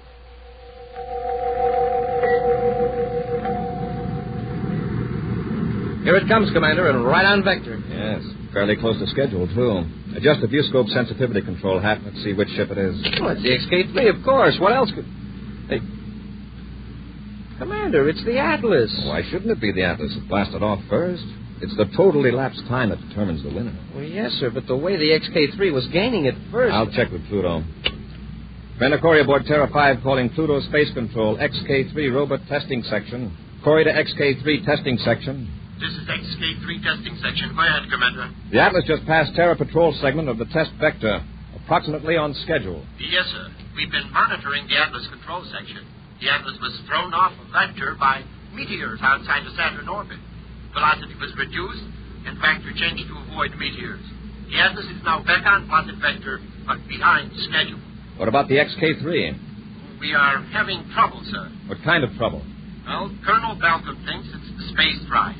Acceleration hasn't developed as it should. Could it be the robot controls? No, the Colonel doesn't think so. The new space drive responded perfectly beyond the limit of previous tests. But now there seems to be a dampening off, as the Colonel expressed it. And you can't compensate by adjusting the robot controls? We've tried that, Commander. The trouble showed out near the Jupiter orbit. We are in complete control here on Pluto, except that the space drive seems to choke itself off. The Colonel described it as a self-limiting function inherent in the drive force. Acceleration is becoming deceleration. But I would be glad to relay any suggestion to the Colonel. Colonel Balcom is in complete charge of the XK3. There are no suggestions. Corey, out. Of all the rotten luck. In his private cruiser, Valmer Castro carefully adjusts his spacephone receiver to a prearranged frequency while holding a vector some distance from that of the test course. Alcoin to Castro. Alcoin to Castro. Castro here. Keep your transmitter power as it is. I can read you. If you got a fix on this ship, I'm going to bail out. I've stuck with this crate too long already. Now, there was a reason. The Atlas was delayed by meteors. I didn't want the XK3 to gain an advantage because of that. She's choked down now, Chief. The more they try to accelerate her from Pluto control, the more she'll slough off. Good. Bail out. I'll pick you up. Listen, I'm only a speck in space. The momentum of the ship will carry me forward. I can mentally compute your trajectory when you leave the ship. And don't worry. I may have to hold off until patrol ships are out of range.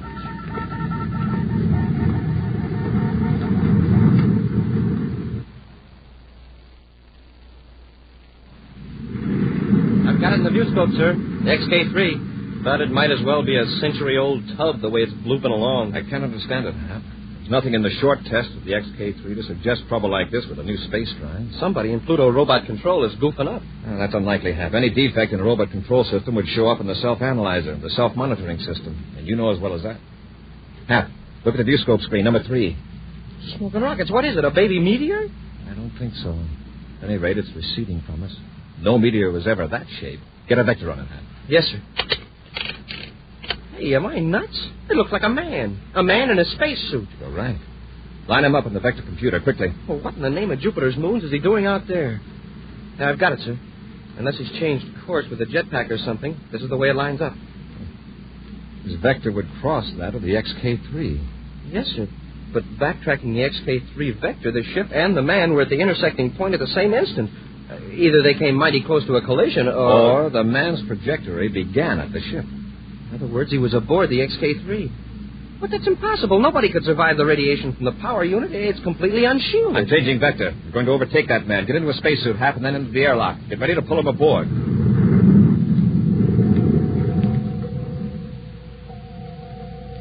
In a few moments, the Terra 5 has adjusted its forward velocity to match that of the man in the spacesuit.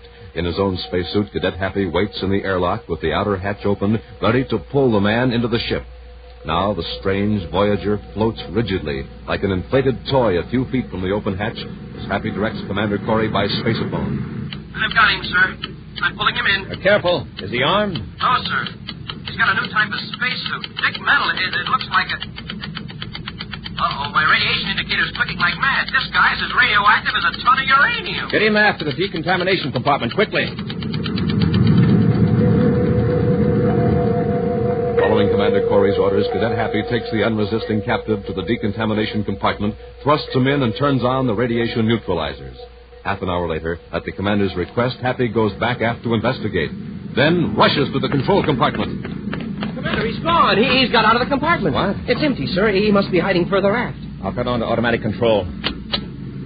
All right, come on. Have your ray gun ready. Yes, sir. He must still have that special spacesuit on, sir. At least it wasn't in the compartment. How did he get out? He smashed the door. But the radiation must have been neutralized. The decontaminator was off automatically. There he is. After him, Hap. Hold where you are, I'll fire. Commander, he's heading for the weapons compartment. This will stop him. Wow, the ray gun never even phased him. That suit. It's completely shielded. Come on, we'll have to tackle him. He's in the compartment with all those weapons. All right, come out of there. Well, then get me. And you better have something better than a ray gun, because I can drop you if you take another step. We'll return to Space Patrol in just a moment. This is Dick Tufeld with news from Edwards Air Force Base, Muroc, California. I've got an interesting story for you this morning about one of the most unusual-looking planes in the sky today, the XF-92A, designed by Convair Aircraft, San Diego. Now, in just a second, I'm going to introduce you to the Air Force test pilot on that plane, Major Chuck Yeager, the first man to fly faster than the speed of sound. But first, I'd like to tell you a few things about the XF-92A. It looks exactly like a triangle. It's often called the flying triangle. Wings are swept back at a severe angle, 60 degrees. Top speed of this Air Force interceptor is about 700 miles per hour. Service ceiling is over 45,000 feet. And it takes some doing to test fly a ship like that. You need energy, plenty of it. And to face the risk involved, you need steady nerves. And now let's hear what a real test pilot has to say about it. Meet Chuck Yeager. Let me tell you what it takes to be a test pilot. To start with, I have to be in good condition. That means get plenty of rest, plenty of exercise, and good food at every meal. For breakfast, I like a cereal that really tastes good and has plenty of energy. Like rice checks and wheat checks, right, Chuck? Yes, checks are the cereals that are tops three ways. For taste, for size, for real get up and go. So make sure you keep yourself ready for action, the way famous test pilots do. Pick your cereal for flavor and for energy. Today, get rice checks and wheat checks. And remember, they're tops with America's top pilots. And now back to our Space Patrol adventure, the test of the XK-3. Buzz and Happy, patrolling the Terra segment of a test race vector between Pluto and Neptune, discover a man in a spacesuit, hurtling through space on an angle from the course of the XK-3. Buzz suspects the man has been aboard the robot-controlled XK-3, but does not know that he is Grant Halcorn, hired by Valmer Castro to sabotage the experimental ship. When Halcorn escapes from the radiation decontamination compartment, Buzz and Happy fire their ray guns at him, but with no result. Halcorn reaches the weapons compartment of the Terra 5 and threatens to shoot the space patrolmen if they move. You might as well put up those ray guns. They won't penetrate the suit. If you come a step closer, I'll put you both to sleep. What do we do, Commander? This ray gun will work on both of you, even through the cadet suit. You know it. Well, what are you going to do? All right. Step out and let's talk it over. There's nothing to talk over. Just keep your distance, Commander. Just who are you, and what are you doing aboard the XK-3? Oh, you figured that out, huh? Well, I don't think there's any harm in telling you now. Grant Halcorn. I was just making sure that the XK-3 wouldn't win the race against the Atlas. Who are you working for? What makes you think I'm working for anybody? Because really smart men don't run risks of radiation burns, even in shielded suits. The smart boys hire chumps like you to take all the chances. That's so. Now, who would want the new spaceship drive to fail? Someone interested in the standard drive ships? Maybe. No, Halcorn. Anyone in the industry would realize that one failure wouldn't stop progress. The only one who would benefit would be a man who would bet heavily against the favorite. In other words, a professional gambler. A gambler who refuses to take chances. Someone like Valmer Castro. All right, Corey. I haven't got time to listen to you. Get moving, both of you. I hit it right, didn't I, Halcorn? I said shut up. Go on. Move forward. You too. So smart, Corey. Well, this time you're up against some real brains. Hold it. It's in this compartment. Never mind, I'll look myself. Empty. In you go, Commander. Go on! Yeah. That'll hold Corey. Now you, Cadet, you're coming up forward and show me how to work your space phone. I've got to contact a certain party.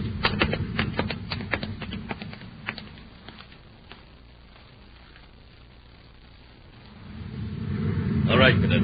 Stand right where you are. If you move, I'll put you out cold with a ray gun. Got it? Sure, big shot. Halcorn to Castro. Halcorn calling Castro. Castro here. Go ahead. I'll make it short, Chief. Aboard Corey's flagship, the Terra 5, but don't worry, I'm in charge. You telling the truth? Sure. Commander's locked up in a compartment, and the cadets here at the business end of a ray gun. Now, here's what I did. I'm not interested in details. We haven't much time. Head for Jupiter's fourth moon. You know the place I mean. Yeah, you bet. Land and come aboard. And we'll blast off for Venus and wait there until my men collect the bets. You'll collect, all right. The Atlas is sure to win. I know. Now, change vector for Jupiter moon number 4 as quickly as you can. Castro out. Right, Chief. So the commander was right. You are working for Castro. Shut up and take those controls. Head the ship to Jupiter number 4. Now, don't try any cute antics. What's that? The meteor alarm? I don't know. Smoke and rockets. It's the air system. There's a leak in the hull. Where? Check the indicator. There, see where that red light's flashing? Yeah, I see. Well, where's the damage? In compartment 3. We've got to get there quick. Take it easy. It's airtight, isn't it? You and I have got spacesuits on. Yeah, but Commander Corey's in there. He hasn't got a spacesuit. That's his tough luck. Look, Halcorn, if you bring the commander into Castro alive, isn't that going to boost your stock? Yeah, that's right. Well, then hurry. If we act quickly, maybe we can save it. All right, get going.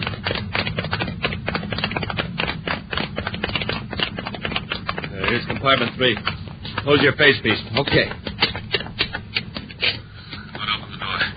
Hurry, Halcorn. We've got to work fast. Yeah. Hey, where's Corey? Where'd you go? Drop that ray gun, Halcorn. Drop it. I've got him. Have you raise the space piece? Yes, sir. And sit on him. He's hard to handle. All right, Halcorn. Just relax. Now, take it easy, Halcorn. There's no hole in the hull. Oh, that's a relief, sir. But what set off the alarm? Thermostat in the bulkhead. The thermostat? But it'll only sound an alarm if it registers excessive cold or heat. It was heat that did it. Half friction from rubbing my belt against it. Let's get Halcorn out of that spacesuit so it'll be easier to handle. And we'll get him up forward. And Halcorn, if you know what's good for you, you'll talk. That's the straight truth, Commander.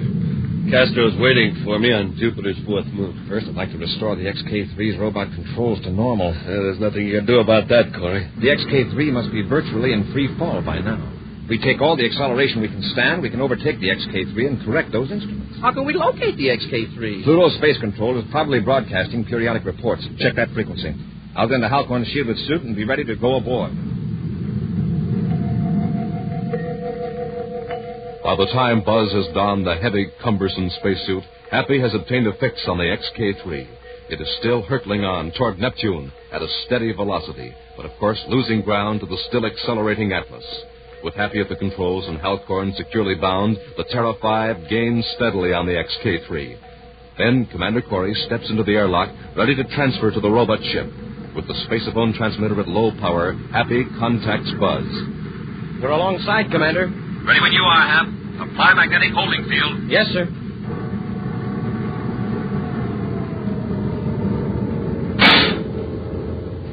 Airlock's joined, sir. Very good, Happy. I'm going aboard.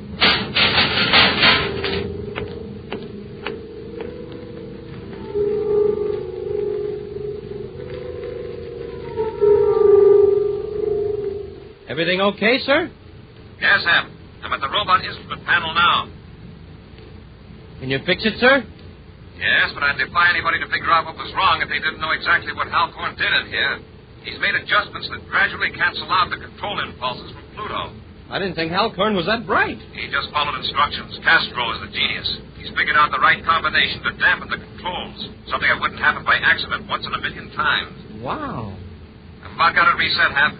It'll take several seconds to build up the balance, which is lucky. It'll give me time to get back to Terra 5 before the space drive takes hold. I'll be ready to cut loose, sir. Do it the second I give the word, Hap. There. That's the last setting. Stand by. Standing by, sir. I'm in the airlock, Hap. Disengage holding field. Okay, sir.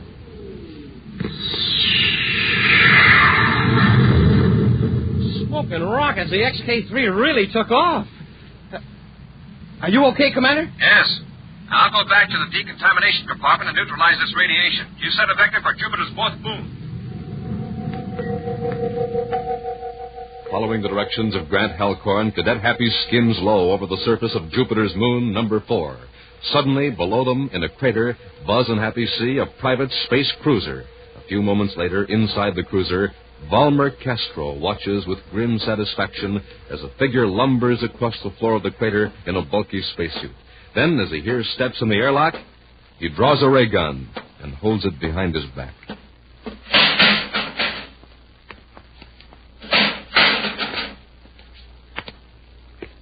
Well, Halcorn, raise your face, please, and get out of that suit. It must be very uncomfortable.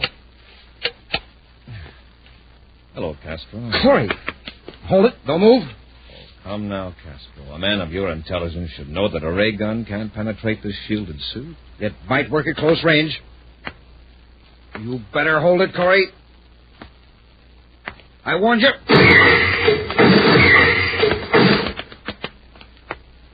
Hand over the gun. All right, Castro. Get into a spacesuit. I'm taking you aboard Terra 5, and get this simple fact into that super brain of yours. One false move and I'll...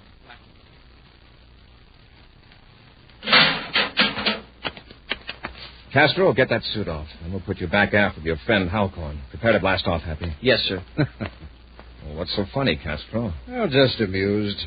You know, when I'm discharged from the center, I'll be free of what you call my criminal tendencies. But I'll still have my superior intellect. I hope so. And I'll have more than that. I'll be a very rich man, Corey. And what will you be doing? Still risking your neck while every crook in the solar system hopes you'll break it. Frankly, that's what I like. But what makes you think you'll be a rich man? From the money I've won on the race. I can still collect, you know. Happy, get the Neptune Space Control Channel, will you, please? Yes, sir. Bulletin NY 459. Repeating for all Space Patrol units. Neptune City Space Control. The robot cargo ship Atlas has just landed at the spaceport completing a non-stop flight from Pluto. See what I tell you, I won. The Atlas arrived just 2 hours and 15 minutes after the XK-3 broke all records. It's impossible. The XK-3 with its new space drive roared into victory despite a long delay that gave the Atlas a 10 million DU lead. Official figures of the XK-3's record run will be released at 0900 Universal Star Time. Neptune Space Control out. It can't be. I don't believe in gambling, Castro, but this is one bet you're going to pay in full. Ready for blast-off, sir. Fire rockets. Fire rockets. Up, ship and away.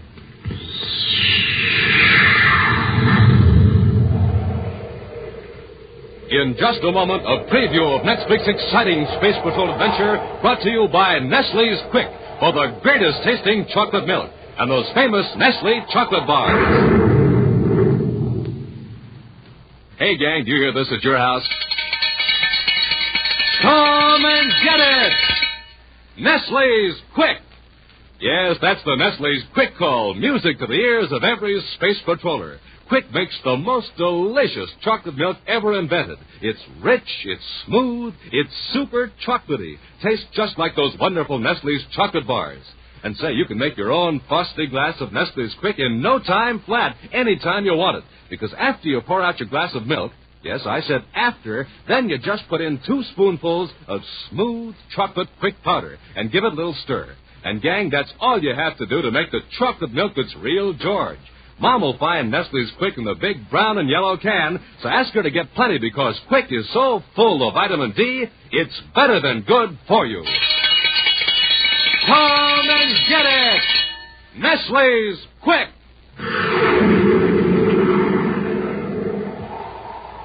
And now, a preview of next week's exciting Space Patrol adventure. Buzz and Happy are testing a new spaceship out beyond the Saturn orbit. Suddenly, they find themselves on a collision course with another spaceship.